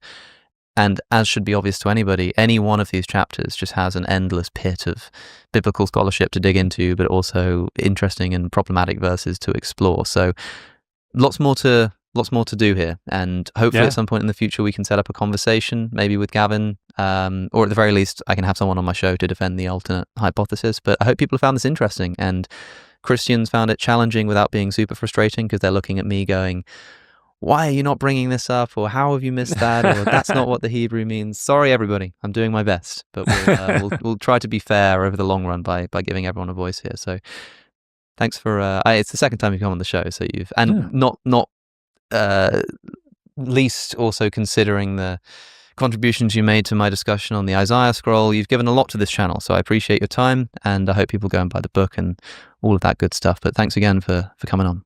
Thank you. I appreciate your time. How many times did the brain independently evolve? It depends what counts as a brain. Nervous systems themselves probably evolved just once, although it's not completely clear. It may have been twice. There's a huge collection of animals that includes us and insects and octopuses and earthworms and almost everyone who have a nervous system that comes from a single invention of that thing, probably sometime around 600 million years ago or so. Now, it may be that there was a second invention of a nervous system whose descendants we only see today in comb jellies, those little light bulb-like jellyfish that have beautiful, colorful filaments that glow really along their sides. They look like jellyfish, but they're not ordinary jellyfish. They're quite far from other jellyfish and other animals, it seems. And it's not impossible that they invented the whole thing, the nervous system, separately for themselves. and that there were two origins. Now, that's still a minority view as I understand it. And let's just proceed by talking in terms of the invention of the nervous system. Probably about 600 million years ago, probably in a jellyfish-looking creature, radially organized rather than left-right symmetrical like us, certainly marine. And that wasn't a brain. Brains themselves come on the scene later. I mean, as I say, it depends what counts as a brain. Let's talk about a brain as a, significant concentration of neurons in a sort of head-like or front region of the animal that has a kind of centralizing control. I'm not sure even quite, what the right number is for that. It'd be several times, maybe 3, maybe half a dozen, something like that, again, depending on the boundaries. A moment in this evolutionary story that's particularly important is the moment at which left-right symmetry evolved in some marine worm-like animals, and they probably had some concentration of nerve cells in their front and may have had eye spots. And some people provocatively have referred to what was present in those early left-right symmetrical animals as an executive brain. That's quite a dramatic way of describing it. And I think most people wouldn't think of that thing as a brain, just a little cluster. And that was a pivotal moment because the evolutionary branching that occurred sometime around then from a small left-right symmetrical flatworm-like creature with a nervous system. An evolutionary branching that took place then initiated the long road that led to us and initiated the long road that led to the neurally complex invertebrates and lots of other invertebrates, including the octopus, including honeybees. There was a line, the deuterostome line, that ends up in us and starfish and a couple of others. And there's a line, the protostome line, that ends up in the familiar invertebrate animals like octopuses and bees and so on. They're all like a cluster. And probably, I've seen numbers as high as 12 for the evolution of a centralized brain in this, later series of events. I've seen numbers as small as 3 or 4, certainly not once, unless you think of that very, very early case as counting as a brain, which I think is a little bit, in some ways, a little bit artificial. So what I'm trying to emphasize is the idea that nervous systems are a common inheritance across lots of animals. You get lots of ways of concentrating them into a brain-like controlling cluster in us, in honeybees, in octopuses, in some others, in spiders.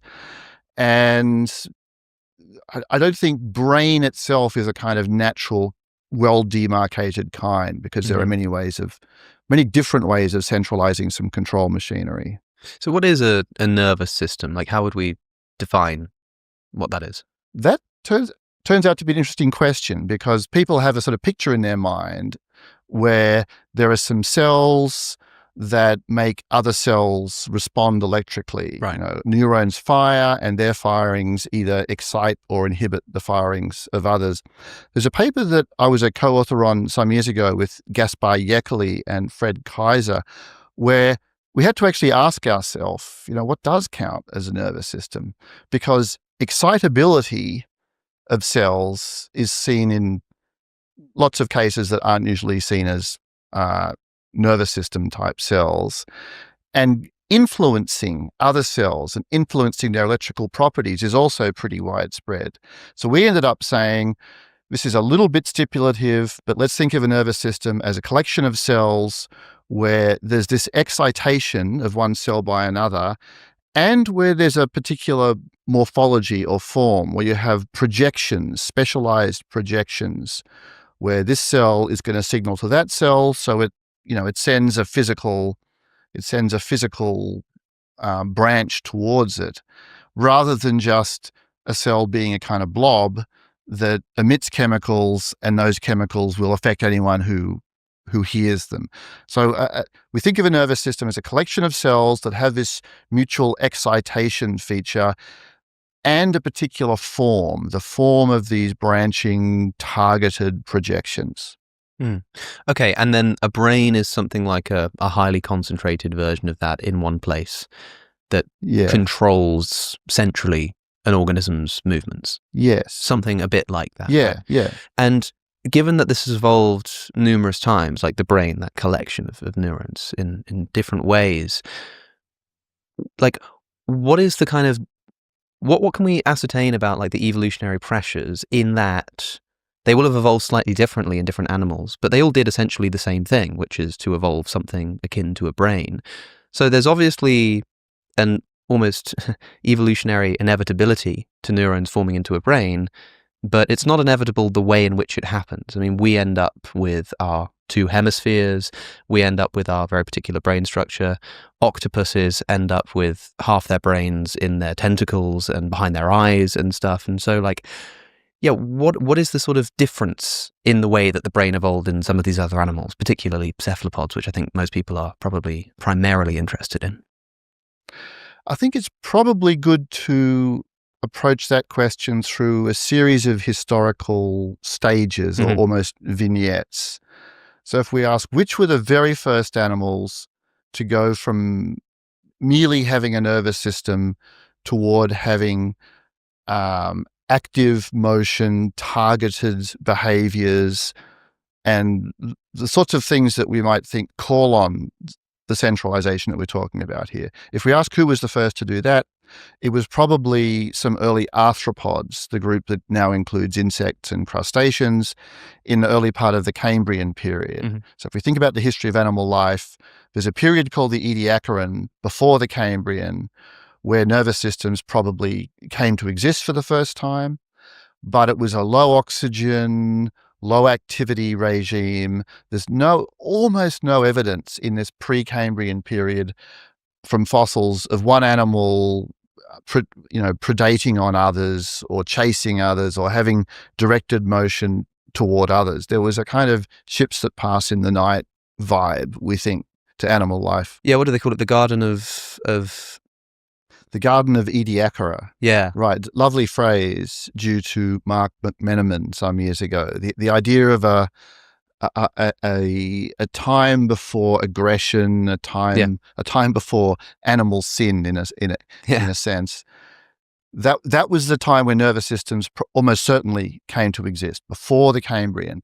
Then around 540 million years ago, that's the beginning of the Cambrian. More oxygen around, probably, and just a coevolutionary process beginning where some animals begin to make a living by going after others. And these were very likely early arthropods, trilobite type creatures and things like that. Now, once you're doing that, you've got left-right symmetry, you're targeting your behavior, you've got eyes and other senses. So it makes a lot of sense to put some control machinery in that front region, near the eyes, in a position where centralized control can be achieved. And they became probably the first predators. Other animals, including our very early ancestors, became more neurally complex to get away from those guys. That's quite a plausible story. So if you look at the fossil record of very, very early chordates, animals in our group, they look like little tiny slivers. They don't have the kind of weaponry that early arthropods have with claws and spines and things like that. They look like they're built to get away. But that itself requires that you have, quite a lot of control machinery. You've got to control a whole body. So we could think about this in terms of the early evolution of two kinds of motion, both of which have a kind of information processing demand that they put on the animal, chasing and getting away. So arthropods sort of calling the shots for a while. Then, interestingly, you have a period where some early cephalopods became large predators in the seas, after the Cambrian, some years after that. And you might think to yourself, oh, right, this looks like this is the beginning of the sort of reign of the octopuses and the squid. Not sort of really, because they were vanquished in turn by fish, once vertebrates became somewhat bigger and fish evolved, the jaw in particular, jawed fish, they became ecologically dominant, it looks like. So you could think of this as a sort of, there was an era of zeppelins, the early cephalopod predators, and they were vanquished in an era of aeroplanes, the vertebrates. Yeah.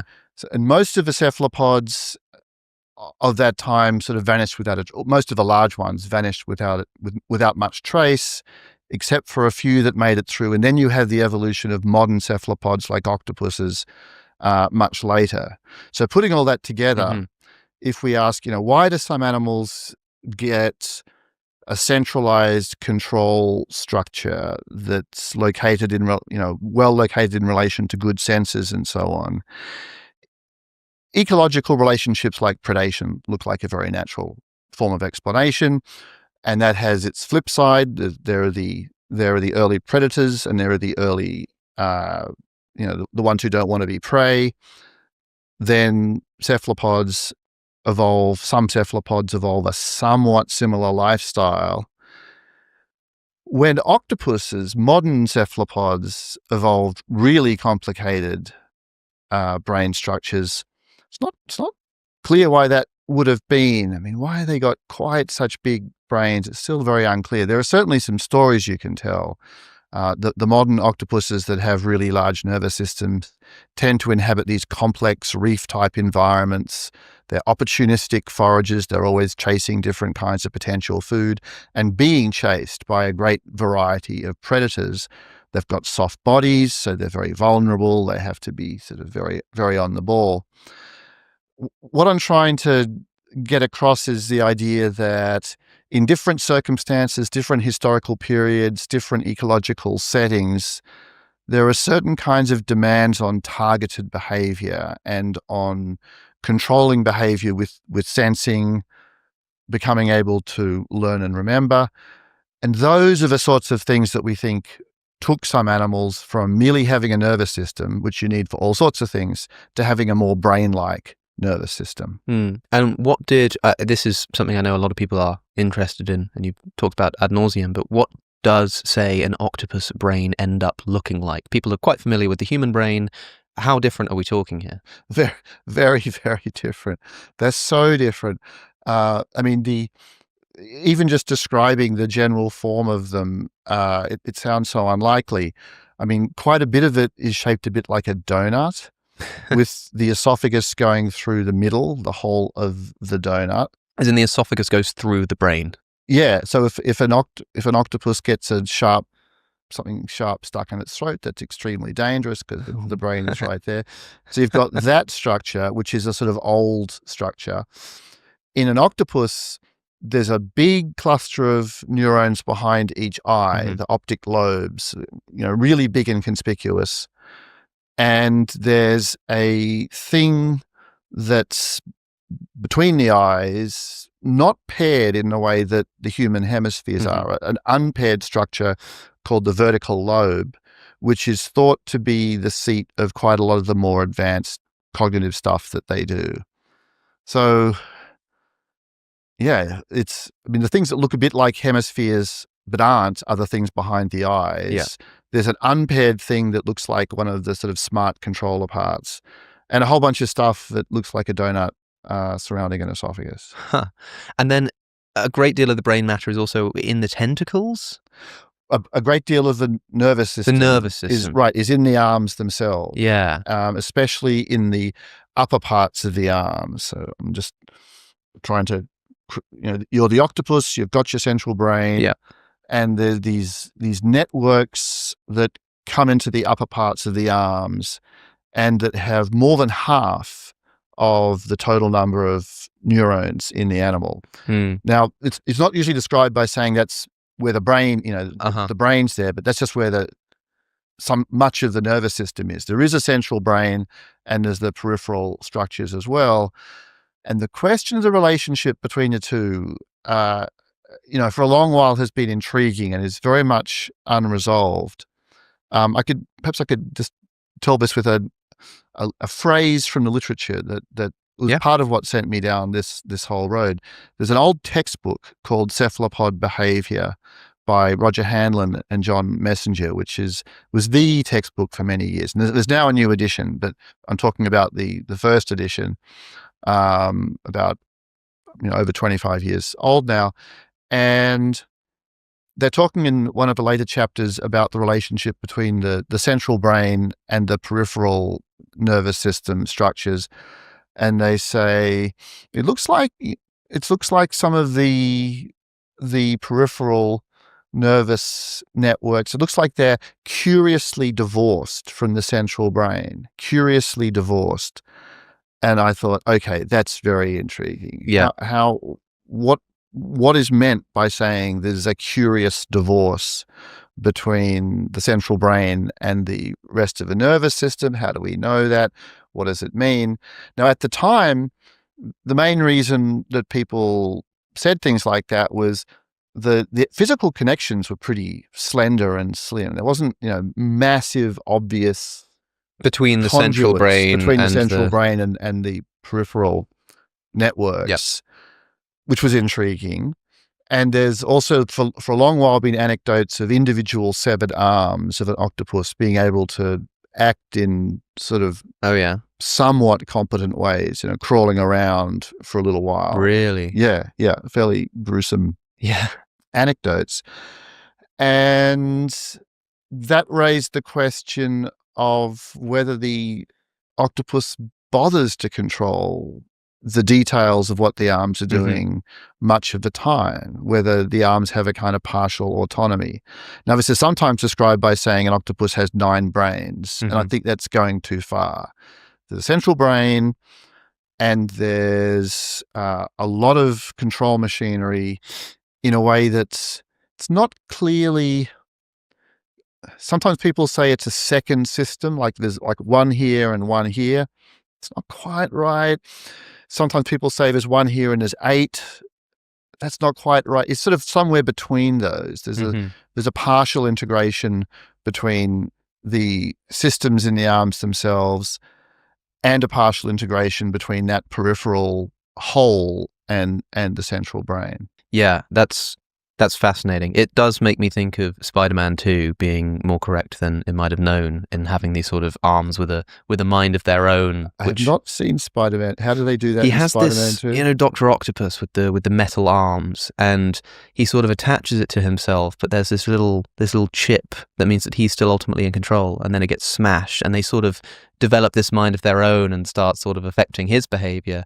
And I imagine, like, for an octopus, this might mean it sort of opens the door to the idea that you're sort of hanging around and you're an octopus, and then before you even really realized it, your arm has just gone over and like felt something, and then you become aware of it. Whereas we would go, I think that's quite likely. I see that thing over there, let me grab it and see what it's like. Yeah. Like, it would be as if I just suddenly realized that my hand was, fiddling with something over here and going like, oh, right, what's going on there? I think there's quite we don't know. We don't know. We're speculating here, but of the speculative possibilities, I think that's quite likely. And also, I didn't know this tale about the switch between central control and a loss of central control in the Spider-Man story. Again, being speculative, I think there's might be something loosely analogous to that in octopus life. So if you're hanging out with an octopus behaving normally in the sea, maybe it's foraging, maybe it's just sort of messing around, it often looks like the arms are doing just something like what you said, which is that the arms will wander off and sort of feel around, and they might find something interesting. Yeah. And the octopus as a whole has to is not controlling this in detail. It has to become aware of what this arm has gotten up to. Now there are 8 of these arms, so it'd be very hard to sort of control them all at once. And when you watch an octopus, you often have the sense that when things are sort of, low stress, no big deal, the arms are allowed to kind of do a bit of whatever they feel like doing. But then the animal can pull itself together sometimes. If something problematic appears, it suddenly looks like the animal is quite a lot more integrated. An octopus can move by jet propulsion. It can turn itself into a missile. Yeah. All the arms are stretched out, in a quite a sort of exact way. It looks like a missile, and it has to be like that for the jet to be effective. Yeah. There are other behaviors it does that require the whole animal to really act in a unified way. So a picture where there's a transition between semi-autonomy and much more centralization, where the chip's been put back in. It's like devolved powers. It's like how like in the UK, where you've got the Westminster government and it says, okay, Wales, Scotland, Northern Ireland, they can all have their own governments. But if it wanted to, Westminster could suddenly say, actually, we're in control. But as long as it's sort of okay for them to do so, it sort of lets them get on with their own business and be their own authority. Yep. And octopuses work potentially a little bit like that. Yeah, an analogy I do use in one of the books is, you've got a conductor and an ensemble of some sort. Yeah. But the people in the ensemble are jazz musicians. They're not ordinary classical musicians. So they'll wander off, given half the chance. And a lot of the time you might think, well, that sounds fine. And every now and then you're like, no, we're going to do it. Pull it together. Yeah. Right. So a political analogy, a musical analogy, the sort of mixture of autonomy and non-autonomy or centralization. It's I want to emphasize again, we don't really know. Yeah. There's one interesting experiment that bears helpfully on this. Tamar Gutnick and her colleagues working at Hebrew University in Jerusalem, they did a good experiment designed to ask, can an octopus visually control a single arm? Can it send the arm down a somewhat unobvious road with its eyes to get food? Now, what made it especially useful here is for the octopus to do what it needed to do, the arm had to leave the water and come back in. So it couldn't just follow a kind of chemical trail or scent. The arms have a chemical sensing capacity. So she wanted the arm to have to come out and back in. And the octopuses could learn to direct an arm to a target in that way. But as the paper says in one of those lovely, intriguing moments, when the animal's sort of doing some of this, it often looks like when it's not doing the sort of crucial targeted bit, the arm often looks like it's just sort of messing around, in its own perhaps more autonomously controlled way. Yeah. The thing that's really impossible to imagine is what it's like to be an octopus, because our brains are centralized. And I'm also really interested in the extent to which it feels like I am up here in my brain, right? Because to me, there are two competing hypotheses as to why it feels like, if you ask me where am I located in my body, I'd say I'm in my skull. That could be because that's where my brain is, and the brain is the center of my consciousness. Or maybe it's just because my eyes are up here and my ears are up here, and so it kind of feels like I'm here for that reason. Like I think that's... You think that's more likely? Yeah. I've always wondered if you took like Anil Seth gave me this idea, you take like a VR headset and you wear it all day long and you put some cameras like on your belt buckle. Yeah. And you just live life for a week seeing everything from your belt buckle. Would you start to feel like that's where you were located, Someone must have had a go at this. Anil didn't say it had been done. He just said no, we were just talking about it. It would be cool if someone had. I'm sure that's a great idea for a YouTube video, actually. We should try that out. I think it'd be a great idea for quite a substantial research. Yeah. Well, let's kill two birds with one stone, as it were. There's something a bit like it with a technology for the blind, where there's a camera that's used to create tactile sensations on your torso, like a screen-like thing.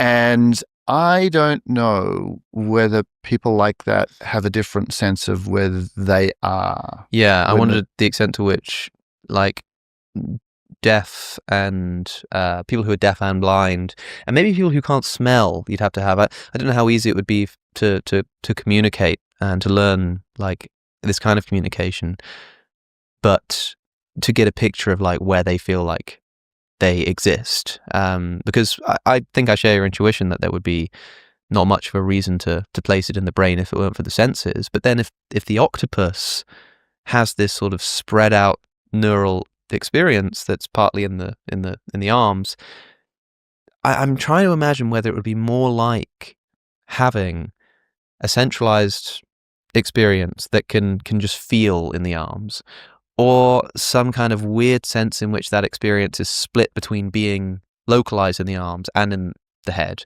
or if there are sort of like two experiences that just sort of happen independently but somehow sometimes come together.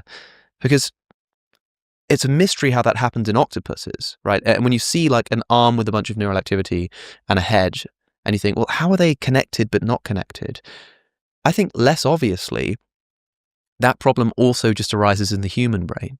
You know, the left hemisphere and the right hemisphere doing their own thing but coming together. And so I think thinking hard about how an octopus might experience the world might tell us something interesting about human consciousness, you know what I mean? But I don't know what you think it would be like to be an octopus, given what we've just spoken about. I think the things you're emphasizing are the things that feel like a real barrier. Yeah. And sometimes when people say it'd be very weird, you know, we can't imagine what it'd be like to be an octopus, to some extent I want to push back a bit and say, well, no, I mean, what you should imagine being a very visual animal with very good eyes, probably mostly monochrome, but maybe not entirely monochrome. Everything you touch, you taste. I can sort of imagine that. You know, it's possible. It's not a crazy supposition. They taste with their arms, do they? Yeah. Interesting. All those suckers on the arms have a chemical sensing capacity. Oh, cool. So if an octopus touches you on your skin, I mean, they much prefer skin to gloves and wetsuits and things like that. They find the taste interesting, I think, sometimes. They don't like soap and deodorant and stuff like that. Interesting. You know, all this I think is imaginable, and it's also imaginable that my body has no fixed shape, and you know, and it's, I think for me at least, it's also further imaginable that I'm not completely sure what shape I have at any moment because there's some autonomy there. But then there's the thing that you were just emphasizing, which is the kind of the seat of experience, the locus of experience. Should we imagine that through all this, despite all the different ways in which it's set up differently, the basic seat of experience fact remains similar across us and them? Or should we think that's just a mistake? Yeah, right. And that we need a different model with an unseated, you know, a no locus, almost a no self version of experience. That's a second option. And a third option is the one that you also mentioned, which is a kind of double locatedness. But I probably think of it as the least likely. But why do I say that? You know, I don't really. Yeah, well, that might depend on what your view of mind is, right? I mean, this idea of trying to imagine what it's like to have a delocalized experience is very strange. But I found myself like just yesterday I was on a train and I was thinking about this in relation to preparing to speak with you. And I found myself like pinching or like biting my finger and just really trying to pay attention to what the experience was like. Now, I know that the pain is kind of like in the brain. And yet, when I pinch my finger, I feel it in the finger, right? It feels like that is the location of the experience. And I'm wondering what that would be like if, you know, I was experiencing something in my finger in the same way, but it was like I was experiencing sight or hearing or indeed taste. And that doesn't actually seem that difficult to imagine. And yet, even though I experience this pain in my finger and I don't feel it in my brain, but I'm cognizing it with my brain and I put it together with the rest of my body, it's all sort of delocalized. It still it feels like I'm like one individual person, one individual unit. And so there is this weird mystery even in a human being. Like, how do I feel the pain in my finger, but it's still part of me, but I thought I was up here in my skull. And maybe it's just sort of something a little bit like that going on, just to a higher degree and with different kinds of senses, you know? Yes, although the things you're emphasizing there, but they don't draw on the fact of decentralization. It's more just the mystery of the ways that experiences are referred to places in the body. Yeah. And in the octopus case, I mean, this example of a pain in your finger is quite pertinent. I gave a talk at Cambridge last week about experience, especially pain-like experiences in a bunch of animals, octopuses and some others. There's a very nice experiment by Robin Crook from San Francisco, which is it's the best pain experiment on octopuses. It's the best study. What she did was she gave octopuses a small injection of acetic acid, vinegar basically, in one arm. And the question was, well, one way of asking the question is, was there going to be the same kind of network of adaptively sensible looking effects coming from that you would see in a person? And the answer was very much yes. The octopuses who'd had an acetic acid injection would protect and groom that area. Now that actually had been known before with an earlier a pinch study where the octopuses were protecting and grooming an area. So they must be referring the experience to the point of injury in the same way that a person does, the same way that you were describing. The octopuses also learnt to avoid the place where they'd had this happen to them, and a normally disfavored environment became more favored after the experience. There was a part of the experiment where a local anesthetic was put on after the injection, and then the octopuses didn't groom. They didn't mind, and they didn't mind the area where it happened. So it's kind of an amazing study. So you've got an animal that the common ancestor of us and them is this little tiny flatworm, maybe a centimeter long, 600 million years ago. And the network of effects that the octopus shows when it's had a minor injury is so similar to what happens in us. Protection, avoiding the place, the same anesthetic chemicals, some of them anyway, work on them as work on us. And this makes evolutionary or ecological sense. You've got an animal, the octopus is, as Crook says in the paper, the injection probably mimics a poisonous sting or something. Octopuses are very sensitive to the stings of anemones and jellyfish and things like that. Probably a sting-like stimulus. And the octopus appears well aware of where this problem is located. It seems relevant to the octopus to groom the site. It actually removes a little area of skin around the sting, which she suggests is designed to get rid of maybe venom that's been, get rid of the stuff, essentially. It's a very human-like network of effects. So the things that you were thinking about in relation to the referring of pain to the injured spot, even though it's up here, in your case, the octopuses are doing something surprisingly similar. There's a lot to say about the similarity of pain experience in other animals as human beings, and we'll get into that, I think. And I think a lot of that rests upon our views of how animal brains and consciousness work, which is why we sort of need to talk about that first. As far as I understand it, you're a physicalist about consciousness, right? You think that conscious experience is just the same thing as like neural activity, right? Yes, and that's the way to say it. It's not a product of it. It is the same thing. Yeah, because it gets a bit complicated, right? Because there are people who think that the mind, let's say the immaterial mind, the experience of redness or the image of a triangle in your head is a completely separate thing to your brain, like mind-body dualism. There are people who think that it's connected to the brain, but it emerges from brain activity, that the brain like causes consciousness. And then there are people who think the brain just sort of is consciousness. Yeah, sensations are brain processes. I'm sort of stuck in the middle here. I find it really difficult to comprehend the weirdness of something like dualism. I find that really difficult to believe.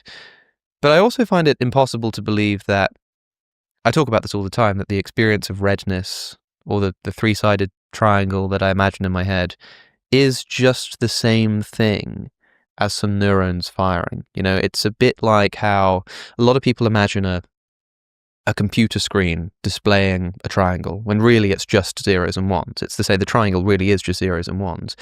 But you like need the monitor to project the triangle. It would be as if somehow, like when someone says conscious experience is just the brain, it sounds to me a bit like saying there's just a computer without a screen, just the computer itself, that has all of the coding for what would produce a triangle, but somehow there like just is a triangle inside of that computer somewhere. Even if I cut it open, I don't find it anywhere, that somehow these zeros and ones could, if put together in the right way, just turn into a triangle or turn into redness.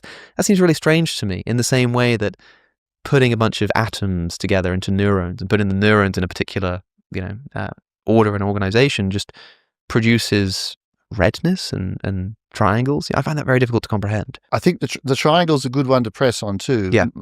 In these discussions, people often go on and on about redness. Yeah. And just the kind of, irreducible, undefinable quality of redness. But if we're going to pick problem cases, I think your case with the triangle is, spatially organized forms of experience are probably better, because there's such a temptation to say, I know there's nothing in the computer that's red. It wouldn't help if there, well, maybe there is, but that wouldn't be relevant if it was. But the spatial organization, you would think, is something that must exist somewhere. And on a physicalist view, right, there's lots of spatially organized processes going on there, but literal spatial triangularity, that's not how it's done. Yeah. It's going to be a different kind of story involving mathematical projections and things like that. Yeah, or like you could imagine two different lines in your head, one slightly longer than the other, and like the lines I'm imagining in my head, one of them is longer than the other one. But I'm not even sure if like thinking of that second line requires like more neural activity. I don't really know how that all works, but I doubt that it's like, the chain of neurons is longer than the other. Like there is no increase in length inside the physical aspects of my brain, and yet the lines are of different lengths, It's, yes, I'm hesitating a bit because, right, how strongly should the negative case be made? One of the bodies of research that I think has been most startling in this area has been around spatial maps in the cells of rats. Some Nobel Prizes given out recently for discoveries concerning the way that rats navigate using, what way back before this had been really worked out very well, were hypothesized to be cognitive maps. And when Tolman in the 1940s began talking about cognitive maps, people thought, well, rats navigate. They learn to get through mazes, learn to find the food, but there probably isn't really a literal map in there. And then in the 1970s, a second round of work showed, well, no, there are cells in the rat hippocampus, which were called place cells, which, I don't know, they do seem organized in a map-like way. And the picture's become a bit more complicated now with a sort of third round of work. But, right, the reason I'm raising this is if a person said, look, it'd be crazy to think that there was something in a brain that had anything like the literal spatial organization of the landscape that the rat was dealing with, that would be, and someone said that would be fallacious to suppose such a thing was needed. The empirical response from recent neuroscience is, well, it's not that far away. I mean, it's not that it's not that the map looks physically like a ordinary, human cartographic map with lengths mapping to lengths and so on. But it's not so far away. Interesting. Yeah. Nonetheless, I agree with you that the sense we have in experience of spatial organization as a feature of experience, that in a way is, it's very striking, it's very challenging. In some versions, at least, it might be harder to fight that battle than the sort of redness of the rose and that kind of thing. Yeah, I find it like almost an impossible question to answer. To me, I always talk about how there are sort of two problems in either direction. There's the problem of, where is the triangle, where is the redness for the materialists? But for the immaterialists, there's the interaction problem. And they also have the same problem as well, which is, suppose you believe in immaterial souls of a Cartesian kind or something. Are they where are the triangles there? That's it's also not as if, a good question. It's not as if they make this dramatic move, this radical move on the metaphysical side, and thereby solve the problem of the mental triangles. They're then going to have to grapple with the damn thing. What do you think themselves. of panpsychism? The idea that fundamental reality is just made of consciousness, like atoms. When you fundamentally most break them down, their substance just is consciousness. I don't take it seriously as an option, partly because I take it to be a view that is motivated almost entirely by the difficulties of the other positions. People think to themselves, I just can't see how a physicalist view could be right. I can't see how an interactionist dualist view could be right. I'm being forced to the idea that mentality or experience is both fundamental and ubiquitous. It can't come from something other than itself, so it must be permanent and everywhere. Panpsychism's a view that you're forced to by the difficulties of other options. Yes. And then you have to start worrying about whether the road you've taken is too radical. Now, if you don't find a physicalist view so difficult to entertain, and I really don't. Right. I don't think this is just ideology instructing imagination here. When I think about what a brain is like, what brain activity is like, in the particular way that I do, and maybe we should talk about the nature of brain activity at some stage. And I ask myself, is it mysterious that it feels like something to be one of those things? I think, no, it's not mysterious at all. And they're special. Grains of sand are nothing like this. The combination of activities that you find in a nervous system with the targeted information processing network connections, and also the more diffuse holistic electrical activity. And that's something I would emphasize here. When you think about what's there, I think it's reasonable to say, nothing like this exists in the inanimate world. So there's no reason to think that, there's much kinship between what it's like to have a brain and, there's no reason to think there's something it's like to be a grain of sand or a rock or, a glass of water. And once the difficulties of explanation for a physicalist don't loom quite so large, what one should say to a panpsychist is, well, is there any positive motivation to this? Anything other than just the difficulties of the other views? Now, there are some people who would make an appeal to quasi-religious ideas or to ideas about meaning and value as perhaps having an easier, questions of that nature having an easier road for the panpsychist than for the physicalist.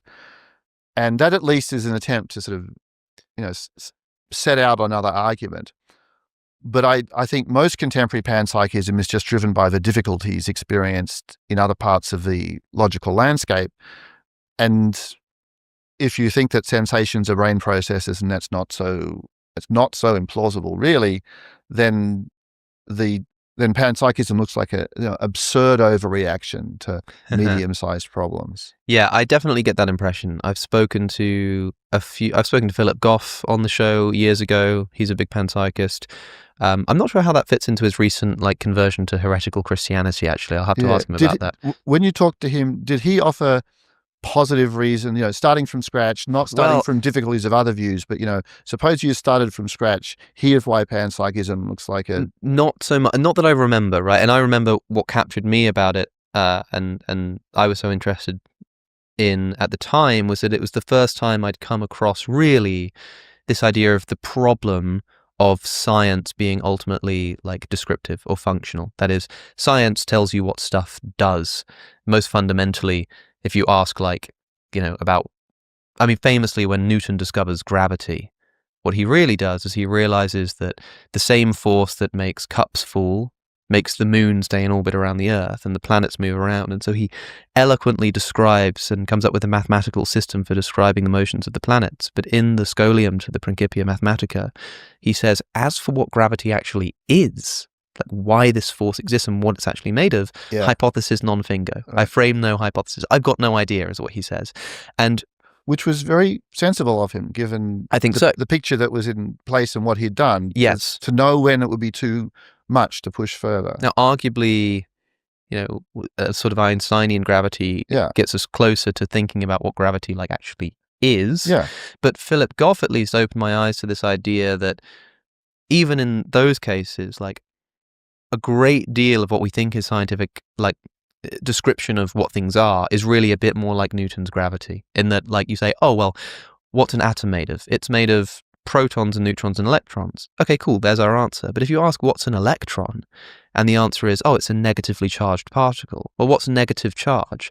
Oh, it means that it like repels other negative. That's a relational description. That tells you what it does. And so if I ask you, what is it, when you get to the bottom, it's very difficult to answer that question. Now, that's why I think it's true that what happens is, look, we've got this problem, we can't answer this, so consciousness is a solution. But I think you could reframe that as a positive case. And the way I've thought about it is like, well, how do we explain the fact that at fundamental reality, it seems like there are, for want of a better word, like preferences? Like you could think of, there are kinds of atoms which do one thing and kind of atoms which do another thing. You know what I mean? I think there are better words. I think preferences is richer than...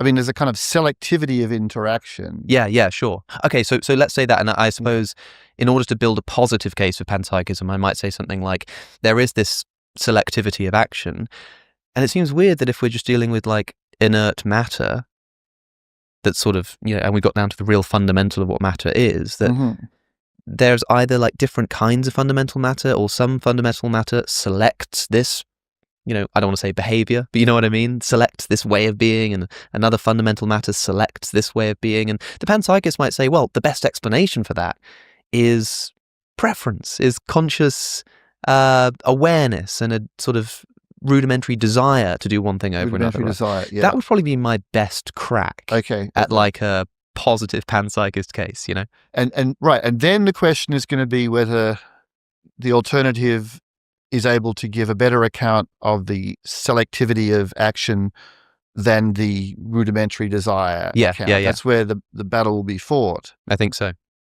And that at least is a kind of, right, I think of this as a sort of a better place than the usual place where panpsychism is assessed. It's introduced as a response to despair with respect to the mind-body problem.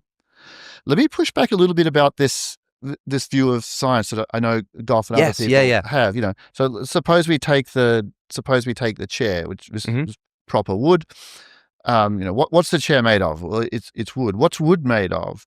Well, wood's mostly cellulose and lignin. Those are the two main constituents of wood. Cellulose is it's a sugar, surprisingly. It's got a structure that's not much dissimilar from glucose. Cellulose and glucose, they're sugars, and lignin is another carbon-based chemical that plants produce that is a kind of further binding thing that makes wood hard. So you got cellulose and lignin. What's wood made of? It's made of those two things. That's a bit of science. Now, that wasn't sort of functional, relational. That was what it's made of. Then a person might say, well, tell me about cellulose. What's cellulose made of? Yeah. Well, you got carbon, you got oxygen, you got hydrogen, and here's how they're arranged. This is still what it is. It's not just what it does, but it's what it is. And then someone says, okay, now tell me about the carbon that was in the cellulose, that was in the wood, and you'll start talking about numbers of protons and numbers of electrons and neutrons. And that's also still talking about what it is, not what it does. And then they start pressing on the electron. And then I agree, we get to these problems of, that's not the fundamental level, but it's getting to a level at which these questions concerning the natures of things and dispositions do become difficult. And I don't deny the difficulties there.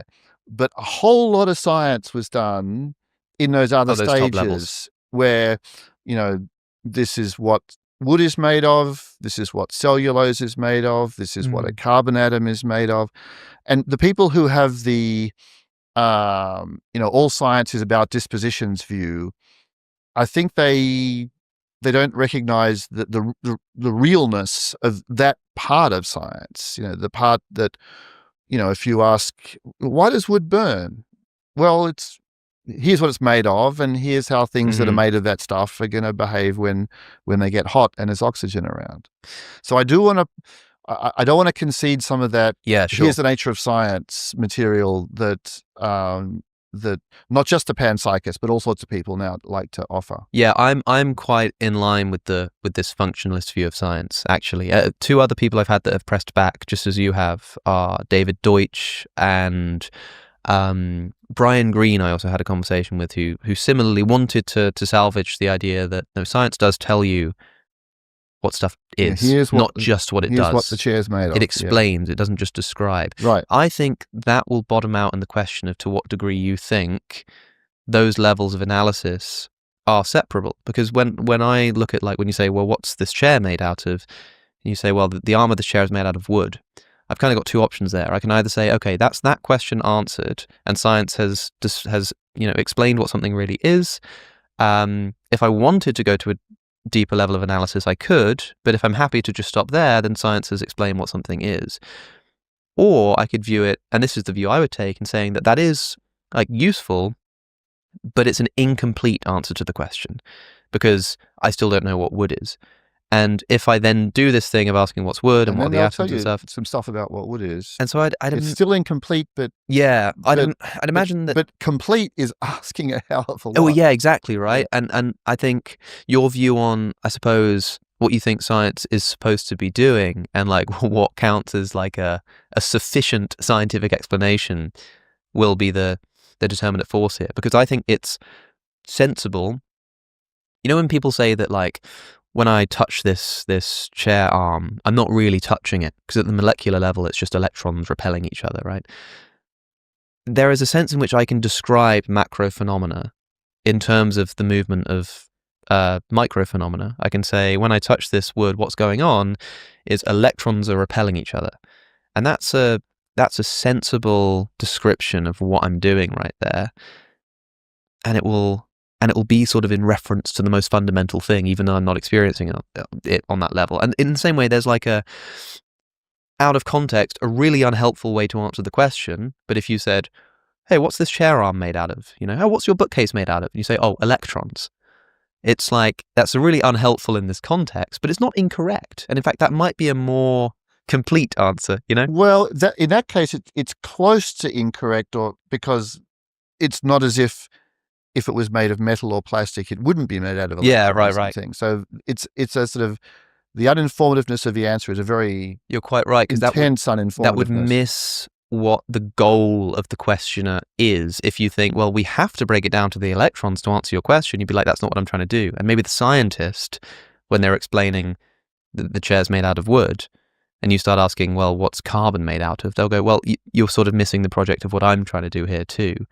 And so, yeah, I think it depends on what your view of science is. But the reason why I'm so interested in panpsychism in relation to your work is because when, in the first book of your trilogy, Other Minds, you write about what you describe as potentially the beginning of communication. Yeah. And you talk about how single-celled organisms from which we are all ultimately evolved, sort of floating around in the sea, communicate with each other by sort of releasing chemical signals. And the beginning of communication might have been when single-celled organisms began releasing chemicals that had sort of the intention of being perceived. It's not just something that you do as a byproduct or whatever, but you release some kind of chemical in order that another organism, the purpose at least, will receive that, right? And that's the beginning of communication. And then you beautifully describe how what an animal is, as opposed to like a single-celled organism, is when a bunch of cells start clumping together, essentially, and working in tandem. And you say, I can't remember exactly how you word it, but you talk about how when the cells clump together into animals, what was communication between organisms becomes communication between cells inside of one organism. Mm-hmm. And that really made me stop. And I don't know if that was, when you wrote that was supposed to be some super significant philosophical moment, but for me, that was eye-opening, because I suddenly realized that, like, this difference between why it is that cells communicating in the ocean, billions of years ago, are individual organisms, all separate, communicating with each other. But once they're, like, spatially located together in the right way, now we consider it as one organism, an animal, who has lots of cells which are communicating with each other, but as part of one individual person. Mm-hmm. And I suddenly thought of panpsychism, because panpsychists think that, fundamental atoms are basically conscious, and that as you start putting them together, you have this mystery, which they call the combination problem, of how that eventually turns into a brain, which is made up of fundamentally conscious atoms, but seems to be experienced as one entity. We don't experience ourselves as billions of conscious atoms, but one conscious brain. And I thought, yeah, there's sort of an analogy there with the way that single cells communicate with each other, but then if they communicate with each other in a particular arrangement, there's no longer like bunch of organisms, but just one. You know what I mean? It seems like a bit of a mystery to me how that jump is made. I see the analogy. Forgive me if that's a lot, but I hope you sort of see what I'm saying, I get it. And in the case of, right, I think this brings up some questions about the relationship between the broadly information processing side of the mind and the felt or experiential side of the mind. Sure. I mean, suppose we're talking about how neurons and other cells within an organism interact and communicate, and we note the history of this in separate organisms, as you say, in the sea, communicating with each other. And we ask ourselves, as an information processing object, what's the relation between a neuron itself and it as a mere part of a larger whole? And the questions of that form, I think, are sort of interesting, but not in principle perplexing. Uh-huh. We can say, well, this neuron, suppose it's part of a logic circuit, or it's part of what does a certain kind of mathematical processing in relation to other cells around it. We can give it an information processing description at the level of this cell and that cell, and then we can zoom out and say, and once you've got tens of billions of neurons doing this kind of stuff, you wind up with this other information processing. Now that, I think, is it's interesting, but it's not perplexing or threatening as a kind of relationship between levels.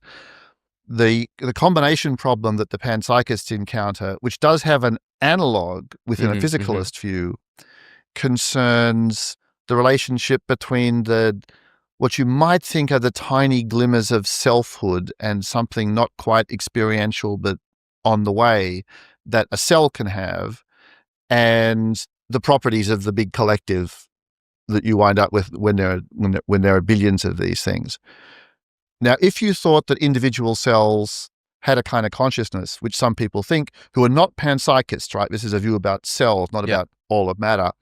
Then you face a kind of combination problem when you think about the consciousness of the brain. And if we just think about this hypothetically for a second, I mean, suppose I thought that individual cells were conscious. I don't think that, but I don't think it's I don't think it's a 20th as crazy as panpsychism. Suppose I thought that, and then I faced the question, what's the relationship between the basis for experience in a cell and the basis for experience in the big multicellular organism? I'd say, well, we have to think in terms of a kind of subsumption rather than aggregation to address this question well. It's not that the quasi-experiential things in the cells are still doing their stuff and you add them together to other cells doing their version and you get a big thing by combination. Rather, when you get the cells all packed together and having the animal type electrical relationships between the parts of the nervous system, the lower level activities of the cells that might be the basis for something quasi-experiential. If this was just on its own, those low-level activities are subsumed, they're lost, they're no longer there. They're replaced by something that Yes. exists at Yeah, the yeah. higher level. So if I was a panpsychist, I'd be looking for a subsumption model within that framework, in the same way that I think a subsumption model rather than a combination model is appropriate for a more biologically oriented view. I mean, I hope that wasn't too much of a No, tangle. I think about that a lot. Like in the context of panpsychism, how do you account for there being individual sort of conscious atoms or whatever, and then singular conscious brains made up of those atoms? And I guess the two choices are either that they both have individual experience at a different level, or that once that singular brain evolves, the It's got to wipe out individual, the lower level one. And so I suppose one answer to that question is the plausibility of the idea that, say, the conscious experience of humanity, let's say, does like the human species Right. have a singular conscious experience? If you think the answer is yes, and if you take enough psychedelics, you might think that the answer is yes, then you might think to yourself, okay, well then we're a bit like the atoms that make up a brain. We're individually conscious, but so are the bits that get put together. But I think more plausibly, that doesn't feel right. The gaps between humans are different from the gaps between cells in a brain. Uh-huh. I mean, I have right now, there's a whole lot of sort of boundary management and cohesion that I have, and there's a whole lot of boundary management and cohesion that you have, and probably less, I would imagine. and there are some ideas about surprising channels that I don't think should be written off, but that there's a lot of individuality that we each have. Yeah. Much more so than two neurons in a brain. So the idea that there's a simple extrapolation from the neuron to neuron case to the person to person case, I think there's lots of places to push back there. I certainly think so too. And as I say, I really feel a bit like stuck in the middle here, in that it's like every door that I try to open, it just has something that's a bit wrong about it. Like the physicalist view, I still struggle to wrap my head around the triangle. It's the triangle. Yeah, but then gets you about that. And then I think of a dualist thing and its interaction, and then I think of idealism, and that doesn't seem right either. And so I love exploring these ideas, but I am very much stuck in the middle. But one thing I do know is that conscious experience exists, and that I've got good reason to think that it exists across the animal kingdom. And we were talking earlier about the brain structures of octopuses and other animals. And I said that we'd come back to this, the experience of pain in particular, because I was talking about, biting my finger or whatever. There are people who think that non-human animals either feel pain in a completely different way to us, or don't feel pain at all. I think the idea that they don't feel pain at all is basically, in the dustpan of history now. Well, for which animals? I think it should be in the dustpan for lots of animals. Yeah. Well, there are people who think that there is something so specific and special about human beings that any other. Plenty of people deny it for fish still. Yeah. So people still deny it for fish, or certainly for shrimp, or more plausibly oysters, for example. I would deny it for oysters. Yeah, I think basically everybody does, right? And so the question is, how do we go about finding a method by which to judge whether another animal feels pain? And the reason I ask that is because you could say, well, let's look for parity. Let's look for things that happen in their brains, which also happen in our brains. And if the thing that happens in our brain brings about pain, it probably does for them too. And that makes some sense. But then a lot of fish just don't have the same brain structures that we do that produce pain in us. Let alone the octopus with the donut and the But then the globes and you think about I've heard you talk about this, the fact that octopuses also don't have the same visual cortex that we do, and yet they can clearly see. Right. And so obviously these brains are functioning in very different ways, but sometimes producing similar or analogous results. So how can we even begin approaching this question of trying to understand whether or not pain is felt in the same way for other animals as it is for us? It's definitely difficult, but I certainly wouldn't despair. And the experiment that I mentioned by Robin Crook a Yes. little while ago, that's a kind of model where I think a good way to approach it is to say, we do something to an animal. We inject a bit of acid, or we pinch it, or in the case of insects now, they use heat mostly as the aversive stimulus, because insects don't seem to care much about mechanical damage, but they really don't like heat. Mm-hmm. We introduce some potentially aversive stimulus, and we ask, what reason is there to believe that it's felt, and felt aversively, not just felt in a kind of, this is happening to me now. Now, the Crook experiment is a kind of a model, because what she does is say, well, if it's felt, there'll be a number of consequences. There's a sort of network of effects. It's not just one kind of effect. There's the combination of, protecting the area, avoiding the place where it happened, and also the fact that the local anesthetic eradicates both of those behaviors. It's not just one effect, it's a kind of network. There's some famous experiments by Bob Elwood on hermit crabs, where Elwood introduced a little electrode into the shells of some hermit crabs and gave them a small electric shock. And they don't like it, and they'll leave the shell if you shock them, but not in a sort of simple way. And that this is why that case is a bit similar to this octopus case. Elwood and his collaborators found that if it's a really good shell, they'll put up with more shock. If there's the odor of a predator around, they'll put up with more shock. Sometimes also, but in both those cases, the shell's more valuable, so you'd put up with more than you otherwise would. In some cases, the crab would leave the shell when it had been shocked, and it would kind of inspect itself and try to work out what happened there. Yeah. And would poke its head inside the shell, apparently to work out, this shell seemed perfectly fine. Why is it suddenly doing whatever it's doing?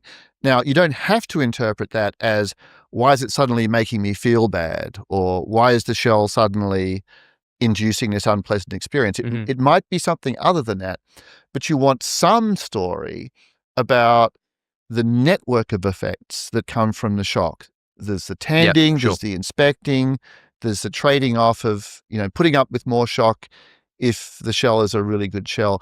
It's that kind of combination of effects that point towards an internal state that is, well, that's the question. Is it an internal state that's felt or not felt? If someone says it's not felt, then I would say to them, okay, fine, but tell me some effects would expect to see if this was an internal state that was not felt. I mean, if it is felt, then the grooming makes sense, then the inspection makes sense, as well as the trade-off. All those things make sense. They're not decisive as evidence, but in response to that, you want a positive story about what's going on in there, such that all those things happen, but it's just a little robot that doesn't feel any of this stuff.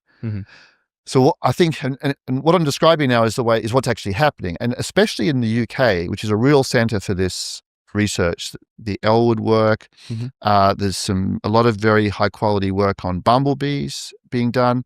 There's a whole bunch, and what makes the work powerful, I think, when it is powerful, is especially the way that you're able to get a sense of I'm repeating myself, but I think this is important, the sort of network of effects that come from what's happened, the stimulus to the animal, and trying to get a sense of whether the combination or network of effects that come from this thing go more naturally with the hypothesis that it does feel or doesn't feel. It's not enough just to say, this is something that bothers me about some aspects of the debate.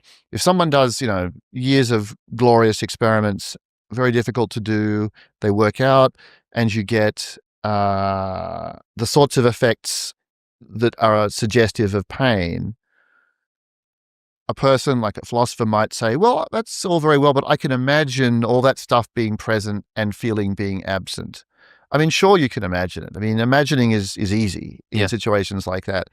But it's not much of an argument. Well, I can imagine you being a philosophical zombie. I can Right. imagine that you are giving me all of these signs that you're conscious and can feel pain, but you actually don't. You're just some kind of robot, right? That's right. Imagining is cheap in It's this not area. enough. Yeah. It's not enough. And I mean, actually, this is quite a good time for me to emphasize. When I wrote the book Other Minds, Mhm. I thought it was pretty likely that octopuses were yes and insects were no for a lot of these experiential things, Yep. including pain.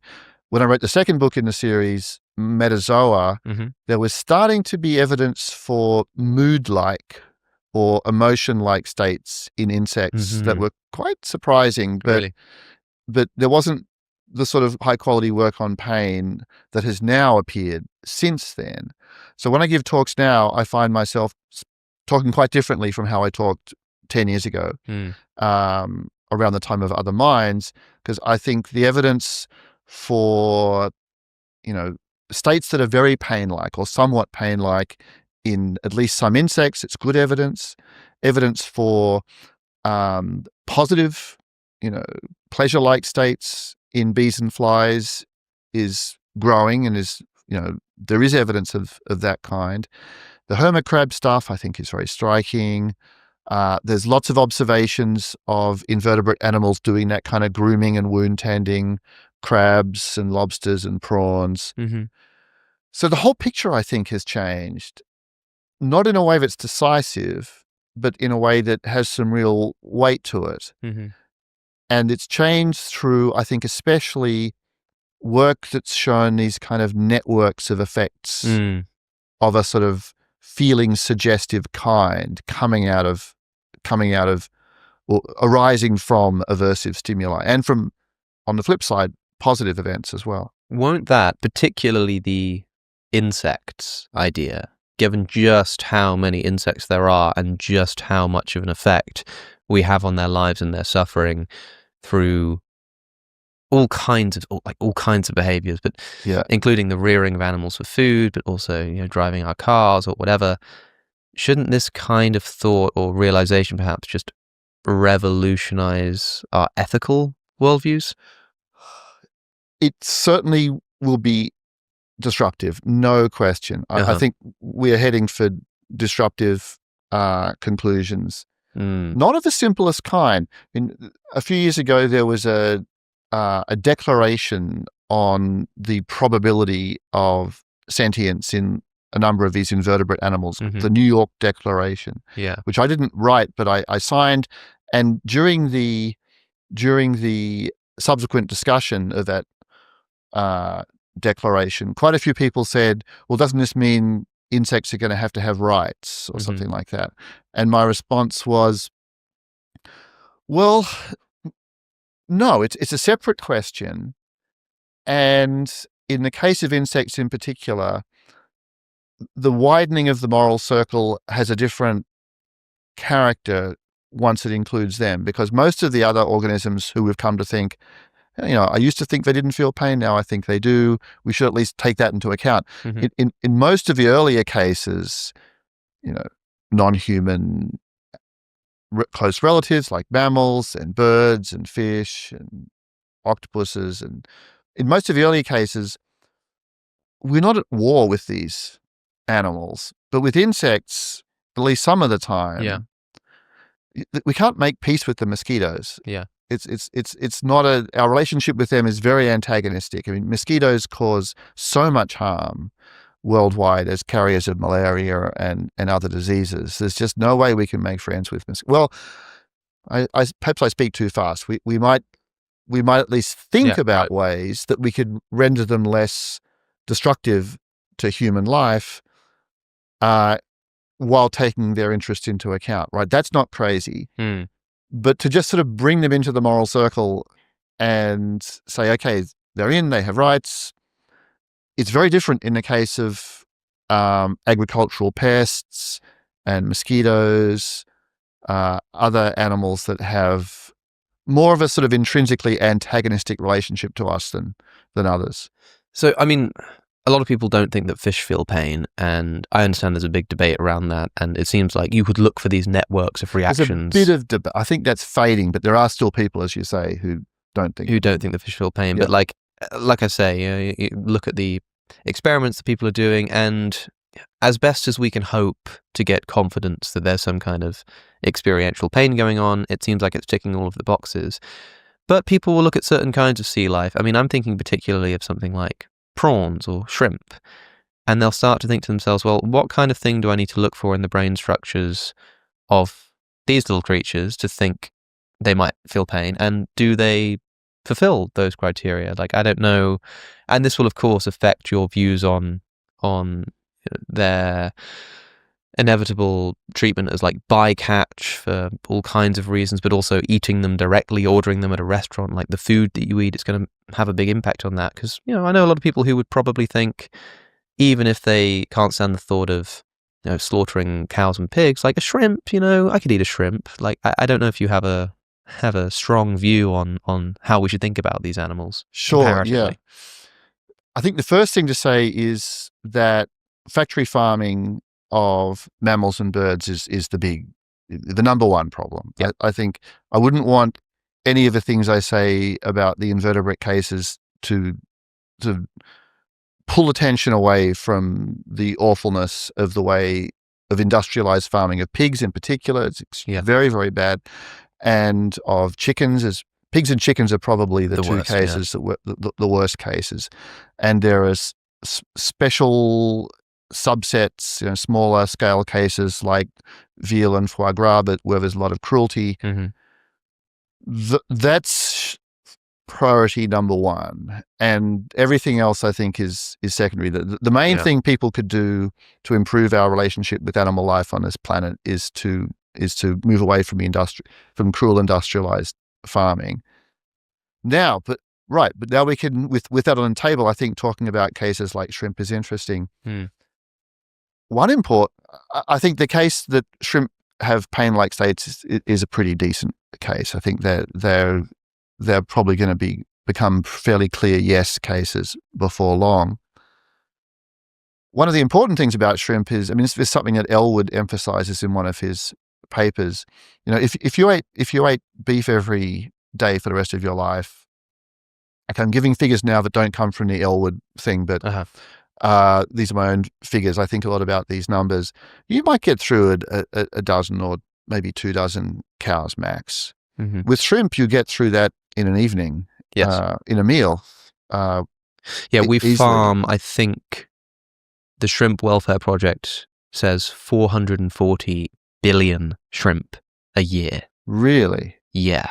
440 billion a year. Bear in mind that and shrimp farming is not very nice. It's awful. I think much worse than wild caught. About 100 billion human beings have ever lived in the history of the planet, and we kill 440 billion shrimp every single year. In fact, somebody recently accosted me. Matthew, his name is. He writes on Substack. Bentham's Bulldog is his name, and he's got this big thing about shrimp. Right? He comes to me and he says, Alex, we need to be talking about shrimp. And immediately you start thinking, like you say, he's like, okay, I think it's really interesting, but let's not draw attention away from the most pressing issue, which is, of course, factory farming. And he's like, I'm not so sure about that. He thinks it might be because of the fact most important that so many shrimp are being killed, and I think the way they do it is they essentially put them on ice and they suffocate while freezing, and they also take a lot longer to suffocate than humans do. So it takes about 20 minutes. So these shrimp are often just killed by laying them out on ice and letting them suffocate for 20 minutes. An excruciating kind of death if they feel anything like the kind of pain that we might feel. And the crazy thing is, he drew my attention to this Shrimp Welfare Project. What these people do is, and we'll put a link in the description actually, because people might want to donate after this. What they do is they provide the producers with stunners on the assumption, on the agreement that they will stun a minimum of however many it is, like 120 million shrimp a year or something. And so what happens is, by donating money and they provide these stunners, because we're killing so many shrimp, these shrimp are being saved from this pain. Now, because of the sheer numbers involved, this blows my mind. So if you donate $1 to the Shrimp Welfare Project, that equals out to preventing 1,500 shrimp from undergoing this kind of painful experience. And like you say, you could eat beef for the rest of your life and get through maybe a few dozen cows. You can donate $1 and save 1,500 shrimp from undergoing this experience. That's very. And so he's like, look, man, like if you want to have the most practicable and immediate and numerous, most sort of biggest impact, and it's done cooperatively. With the producers. Yeah, like do it for the shrimp. But then intuitively, and he knows this, of course, when he tells me this, he's like, obviously, the first reaction people have is sort of like, wow, that's way more shrimp than I thought, and that's crazy, it's only $1. But I just kind of don't care as much about a shrimp as I do about a pig and a cow, and I find it actually very difficult to balance out these numbers. But if the numbers are as insane as he's talking about, like, I don't even know how to begin, like, working out where our ethical priorities should lie. I say this just because you said, as I would say, like, oh yeah, we'll talk about, like, shrimp, that's interesting, but let's not take away from the main issue. But just because of the sheer numbers involved, maybe this is the main issue, you know what I mean? I take the point. Uh-huh. I take the point that the numbers that's a very weighty comparison. In the case of the cruel kinds of factory farming that I'm making the main issue, it's not the manner of death, it's the fact that the whole life, sure, from beginning to end, just has zero that's positive in a lot of cases. Yes. Whereas if you're a shrimp, if you're a wild-caught shrimp, you have a normal shrimp life until you're caught and then an unpleasant death.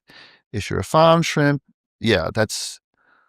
I don't know enough about it, but my understanding is it's not great. And maybe this is not well enough informed, but I would suspect the not greatness is not comparable to the factory farm pig case. There's something I mean, in the case of pigs and chickens especially, the sort of ease of handling them, the dealing with them is such that we can control their lives completely, get a lot of meat from them, and the form of control can be extremely cruel, but nonetheless effective. Yeah. Even in the case of cows, it's not as bad. Yeah. It's just, there's no reason to be as awful to them as we are to some other animals. It's economic to be a bit less awful. In the shrimp case, when we just think about the 20 minutes at the end, if I was a wild living shrimp and had an unpleasant end, it's very different from being in a factory farm setting. Yeah, and I imagine, again, I'm also speaking from ignorance here, and that I don't know what the life of a shrimp is like. I don't know to what extent they're farmed or wild caught or whatever. But they're mostly farmed now, and it's mostly in Asia, and I don't know much about the day-to-day circumstances. I imagine that the Shrimp Welfare Project probably has a lot of information about that. I'll make sure that's linked in the description, but certainly in terms of like let's say your monetary impact, if you want to be effective with your altruism, it does seem to me that 1,500 shrimp saved from torturous suffering for $1. And in this article, which I'll link below from Pentham's Bulldog, he talks about how there's an organization called Rethink Priorities who try to sort of calculate like the relative proportional amount of pain that shrimp feel compared to human beings, and they landed on a conservative estimate of like about 3% of the pain experience. That's where I think it all gets a bit dubious. So I'll link it in the description, but just so people know, like 3%. He starts making a comparison as to like the equivalent of how much human suffering and whatnot. I in putting this in the description and endorsing it as a thought, I'm not endorsing that line of thinking. Yeah. But as long as it's a question to ask. As long as it's non-zero, like we're talking about a great deal of suffering, and possibly your highest impact, like dollar to individual saved from torturous suffering ratio that exists. But for some people, a problem like this kind of works as a reductio ad absurdum, in that like it's like, yeah, okay, well, if you start worrying about fish sentience, where does that end up? Where does that end up with you? Oh, you want to take a few dollars and donate it to the Against Malaria Foundation? No. You're far more impact if you give it to the shrimp charity. Yeah, sure. Surely something's going wrong. So some people will take this and go, okay, we should be saving the shrimp. And some people would say, we should obviously not be saving the shrimp. Right. So there's something wrong about the way we're thinking about this, Right. And I wonder which of those intuitions you're like more in line with. Shrimp are the perfect case for me to reply with in this case, because in my own case, I used to eat shrimp very readily, and I'm phasing them out more or less completely. Partly because of this scientific stuff, but partly because I know this sounds a little crazy, but hanging out with shrimp while diving. I wrote a blog post about this about a year ago. If people go to my blog, Metazoan, there's a post about this where there's a particular kind of shrimp called banded shrimp who are friendlier than normal shrimp. Now that sounds weird, but it's not weird because banded shrimp are cleaner. They're cleaner shrimp. They approach larger animals like fish and eels and clean parasites off their skin in the same way that various small fish do. So they're cleaners, and they live in these kind of, quite delicate quasi-symbiotic relationships or cooperative relationships with larger animals. Now, if you hang out with banded shrimp, they're quite curious about people sometimes. They like to touch you. They like to touch you with if you have a diving glove off. They don't like that. They're like octopuses. They can feel the skin, and they prefer the skin, and they'll interact in that way. Now, as I'm doing it with them, I know they're not my friends. I know that this is a cleaner animal, and they have a disposition to, probe larger animals who might be potential clients in the cleaning role.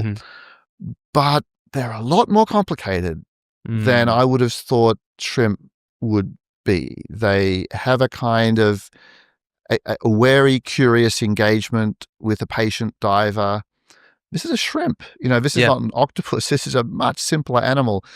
So if someone says, this is a reductio, you're going to spend your money saving the shrimp, one reply I would make is you should hang out more with shrimp. You should spend some time seeing how complicated they are. And a few years ago, I would have felt weird saying this. I no longer feel weird saying this. I think a lot of these invertebrate animals, they have a lot more going on than it appeared even a few years ago. And I mean, the implication you're making in what you've said is that your assessment of the conscious experience of these animals is like directly tied to your decision as to whether or not to purchase and eat them. In the shrimp case, as in the octopus case, it's partly a kind of sentimental reaction on my part. Okay. Yeah, I just, I don't think eating octopus is a particularly bad thing. I think it's nowhere near as problematic as eating factory farm pigs, for example. Yeah. But octopus, I just have too much affection for them to be, in the food category at all. And surprisingly to me, shrimp are sort of, and other crustaceans are sort of making their way into that category. And I think I think it's fine to have a kind of sentimental response, but one should also think about, the rational side as well. I think just purely non-sentimentally, in the shrimp case, there's decent evidence of pain as seen in grooming, wound tending, and things like that. There might be more evidence a few years from now. It's hard with some animals because they have more limited behavioral repertoires than octopuses and some others. But, there's a scientific side which points towards some decent probability of pain-like states. And there's just more complexity. There's just more going on in their behavior than I would have expected. And those two things, I think, that in a non-sentimental way, they should have some force. And then each person's going to be sentimental about some animals and not others. And I think it's kind of healthy as a human to have sentimental responses to particular animals. I think that's entirely appropriate. Yeah. Well, as an ethical emotivist, I think that ethics a lot of the time just is sentimentality. You're an emotivist? Yeah. Again, sort of non-committally. You're a panpsychist, sympathetic emotivist. It's a very unusual combination. Yeah, I suppose it is. But such is the disparity of my philosophical thought. I find it very, very difficult actually to commit myself to basically any philosophical position, because especially since doing the podcast and talking to people, like I'll talk to somebody who will passionately explain to me why consciousness is foundational and how that changes everything, and then I'll speak to someone next week who says that's all BS. And I'm constantly just amazed at how difficult it can be to pin something down. But, when it comes to animal suffering, the idea that animal suffering matters and that like factory farming is bad is something that I just think is unshakably the case. Of course, caveat, I'm an emotivist, so you have to understand what I'm saying there through that lens when I say the word bad. But there is this interesting question of the link specifically between just saying this animal suffers and this industry treats them really badly, therefore I'm just not going to buy that product, or saying something like, there is this problem of collective action and that my individual contribution doesn't make much of a difference, and so I'm still happy to engage in this, but I'm going to lobby for government regulation, or I'm going to lobby these companies somehow. And I wonder where you fall down on that line, because you still eat some forms of animal products, and I wonder if your decision as to which ones you actually eat in practice are more guided by sentimentality, just rational considerations of the pain of the animal, or also taking into consideration the impact that your purchase will have. Maybe all three, I don't know. The main thing I think about is whether the animal had a life worth living. Yeah. That's the kind of the concept that I use to assess choice in a lot of these ways. I eat quite a lot of humanely farmed beef back in Australia when I'm not traveling. Mm-hmm. There's a farm near me where I know the guy. I buy quite a lot from him, and there's also the obsessive, expensive butchery in town where I get the rest, and I feel completely fine. But what does humanely farmed mean in that context? It means that the animal lived a sort of a not very constrained but well protected, fairly natural life, not too much separation of generations. The farmer near me tries to keep families essentially together in the herd setting for much of the animals' lives. So you're doing the cow thing. You're sort of roaming around, hanging out with your friends and family. You're eating. You're looked after. And then after a certain amount of time, you are killed for food. So there's the way it's put by one of the American pioneers of this kind of farming is, it's a good life and one bad day, basically. I think that's how Joel Salatin describes it. Mm-hmm. And when the life is clearly what could be called an enviable non-human life, yeah, I think it's fine. One that you would rather live than not live at all. Right.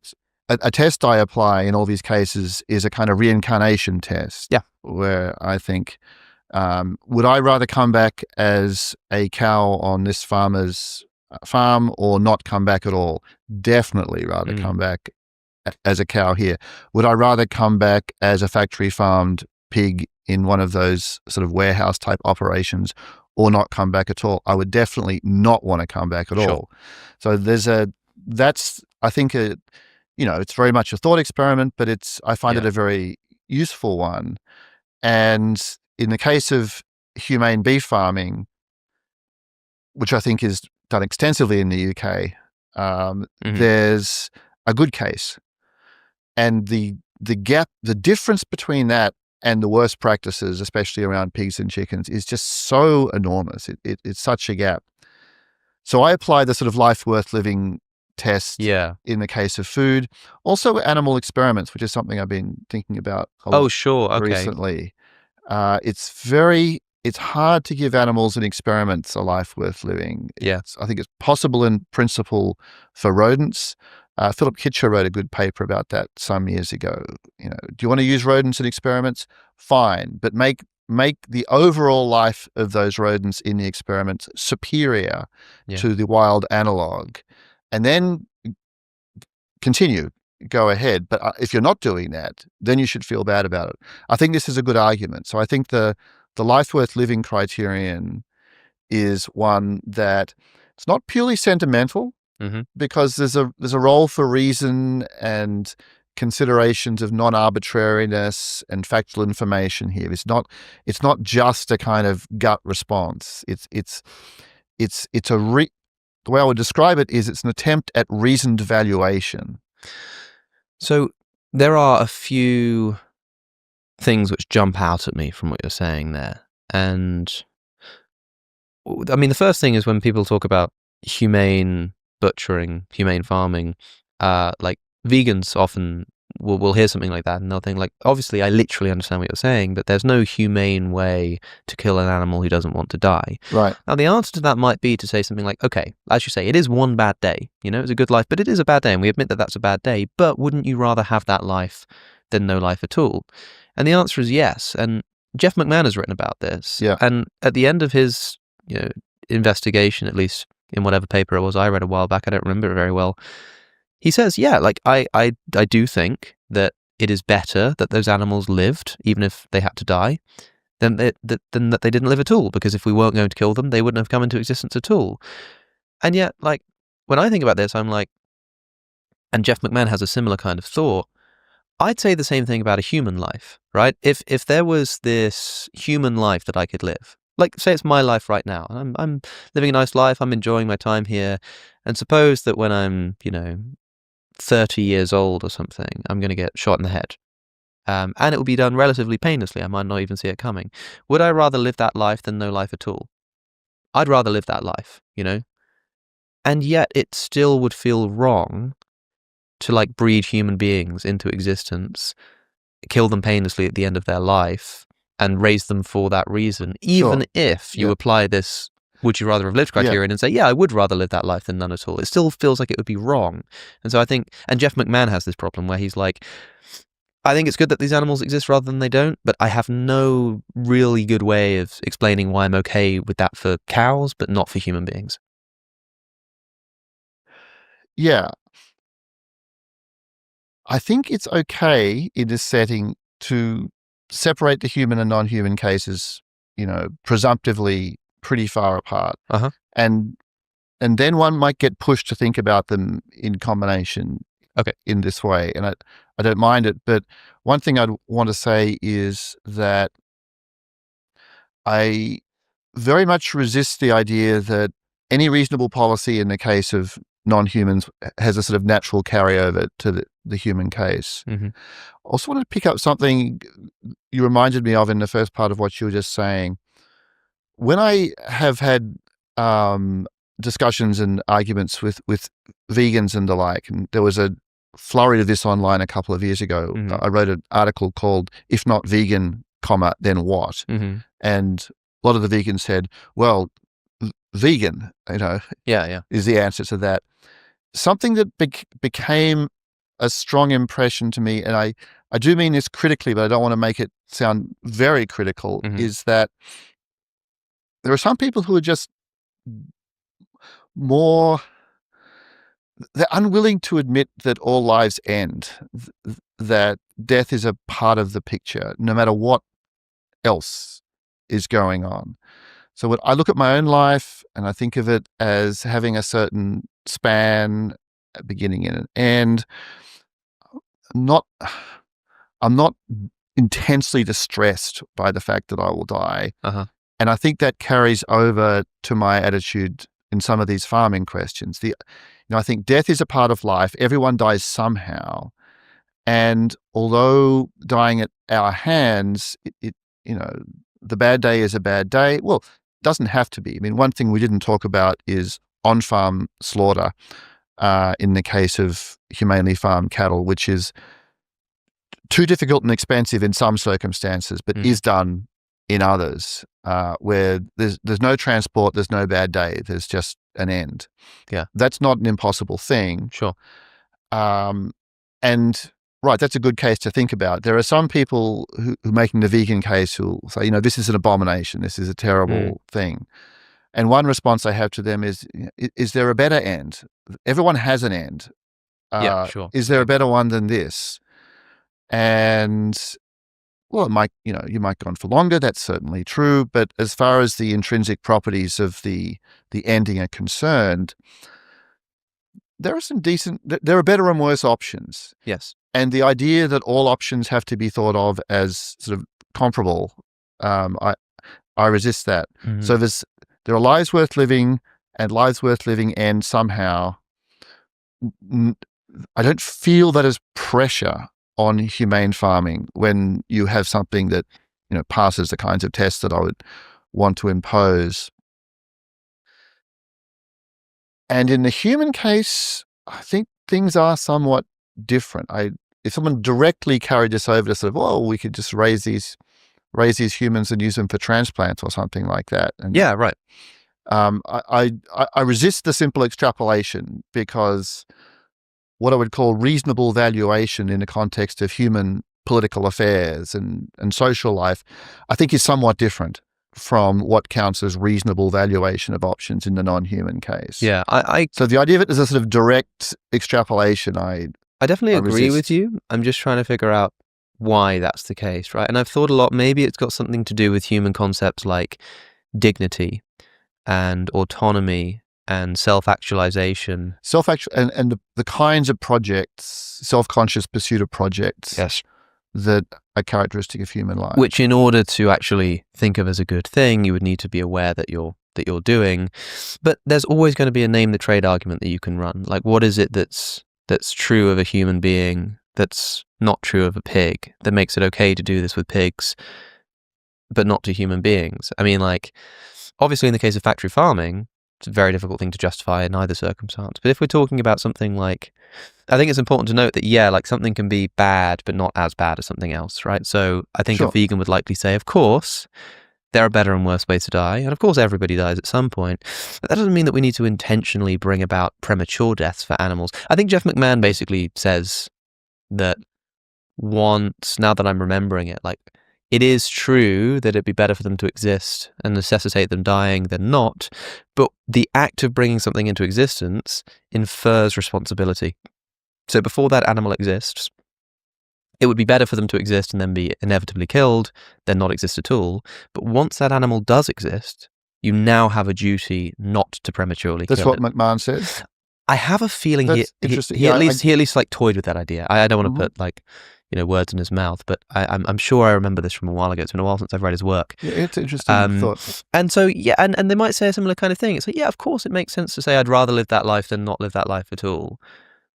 But intuitively, we just, it's not just like, I kind of want to resist this extrapolation. We say, like, if you were raising human beings in order to harvest their organs and you gave them a good life, but you killed them when they were 30, we would say unambiguously, like, that is almost trivially unethical. And but I share your intuition that, like, for a cow, that doesn't seem as bad. But what I'm looking for is what it is that's true of a cow that makes it not bad, that if true of the human being, would also make it okay to do it to the human being. You know what I mean? That to me is a very, very difficult question to answer. I don't know if you have any kind of thought on that.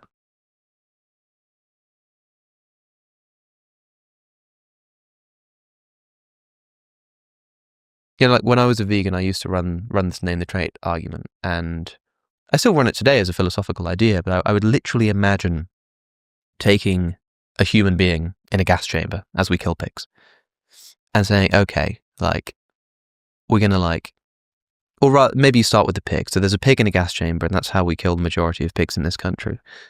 And then you sort of say, okay, well, let's like give that pig a different number of legs. Which we shouldn't, yeah. Yeah, absolutely not. And so for people who think that it's like, okay, I start sort of saying, if you had a human being in the gas chamber, let's say that you gave that human being 4 legs instead of 2. Is it now okay to put them in the gas chamber?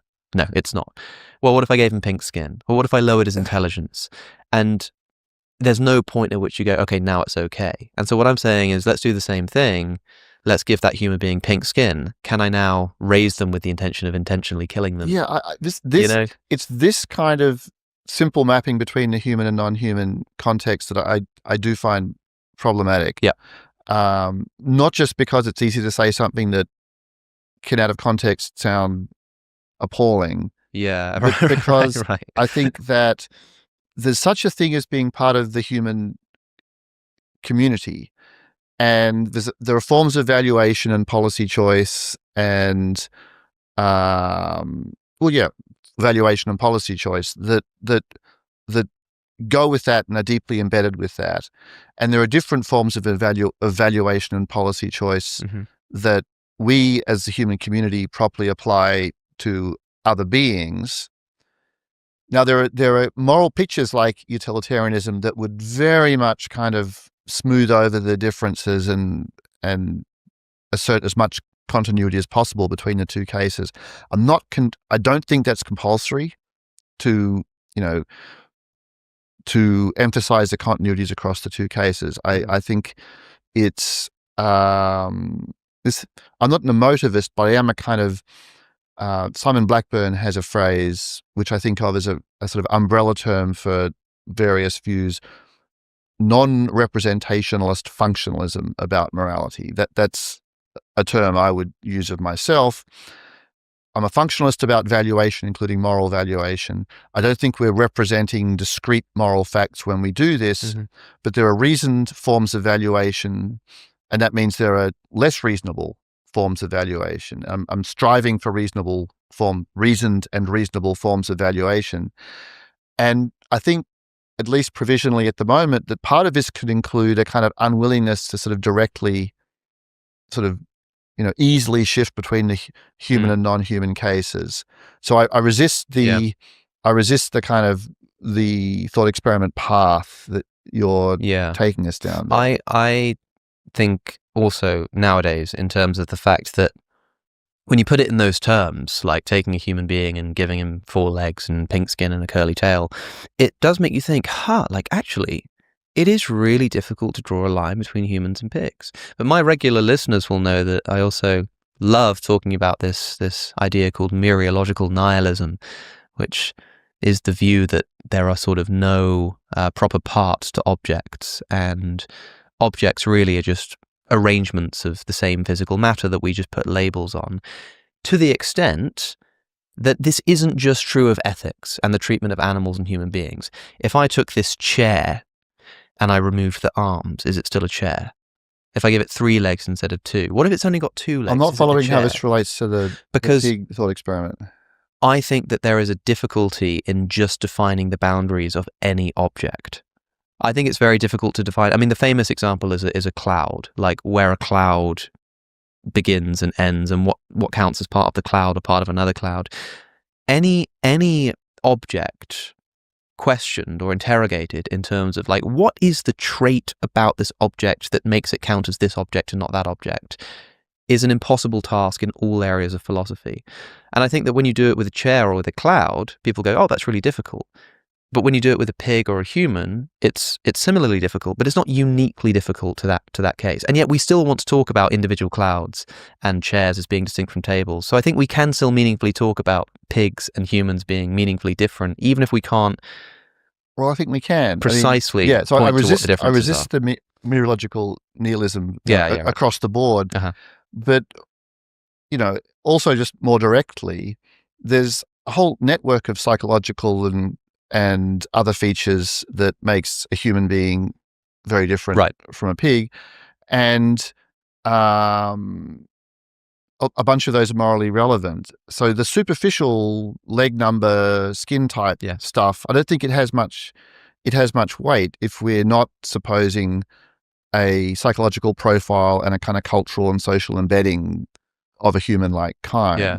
Well, what I mean to say is that another argument I would use, particularly in my vegan advocacy back in the day, would be to imagine you're here and a pig's over here, and you have this evolutionary tree which connects you to a common ancestor, right?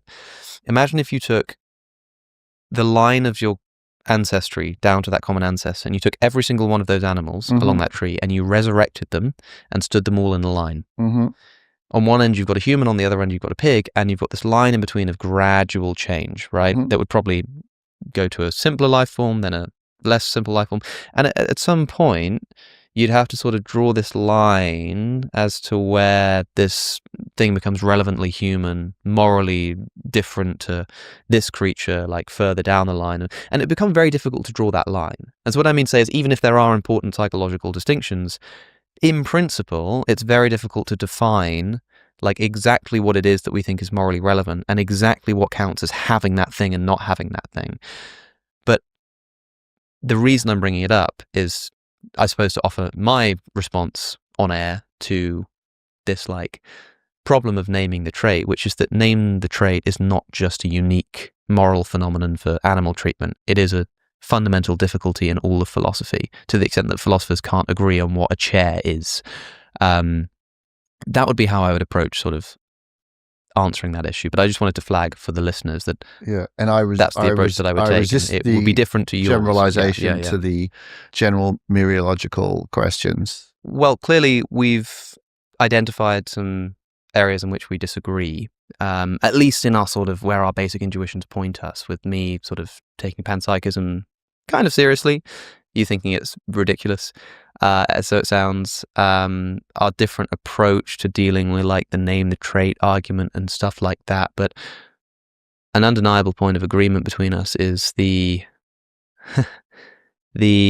amazing reality of the way that different brains are functioning in different animals, and the extent to which we need to take seriously even these most sort of unintuitively moral agents like shrimp. You look at a shrimp and you find it very difficult to empathize with such a creature. That it still is something that matters until you hang out with them. Indeed, I mean, when you said earlier, like, oh, I like hang out with an octopus or something like that, it's the kind of thing that might make someone be like, oh, you just like use it. Are you just like having a laugh? Are you sort of using that phrase in the way that you might talk about hanging out with a shrimp because you're sort of just being funny, or do you really feel as though you're like having fun with these creatures? And do these creatures like have fun? Do they like play? Does it ever feel like, or do we observe like behaviors in animals that just seems like messing around essentially? Yeah. With octopuses, I think lots of what they do is messing around. They're exploratory animals. They're always looking for new angles on what's around them, and they like new objects. They like novelty. And they play that when they climb on your gear and things like that, which a lot of octopuses like to do. I think that's a play-like exploratory behavior, and they just seem to enjoy it. I wouldn't try that in the shrimp case. I think that the striking experiences I was talking about there, that was probably a kind of exploration that makes a certain kind of sense ecologically, given how the animals live. It's not undirected play-like behavior. Perhaps I'm not completely sure, but I think you can hang out with all sorts of surprising non-human agents. Yeah. Well, we definitely just don't know what's going on in there, right? Like all the science in the world can hardly give us an insight into what that experience must be like. And I think we'll get there. I don't think that's always going to be the case. You think? Yeah. Well, one can hope.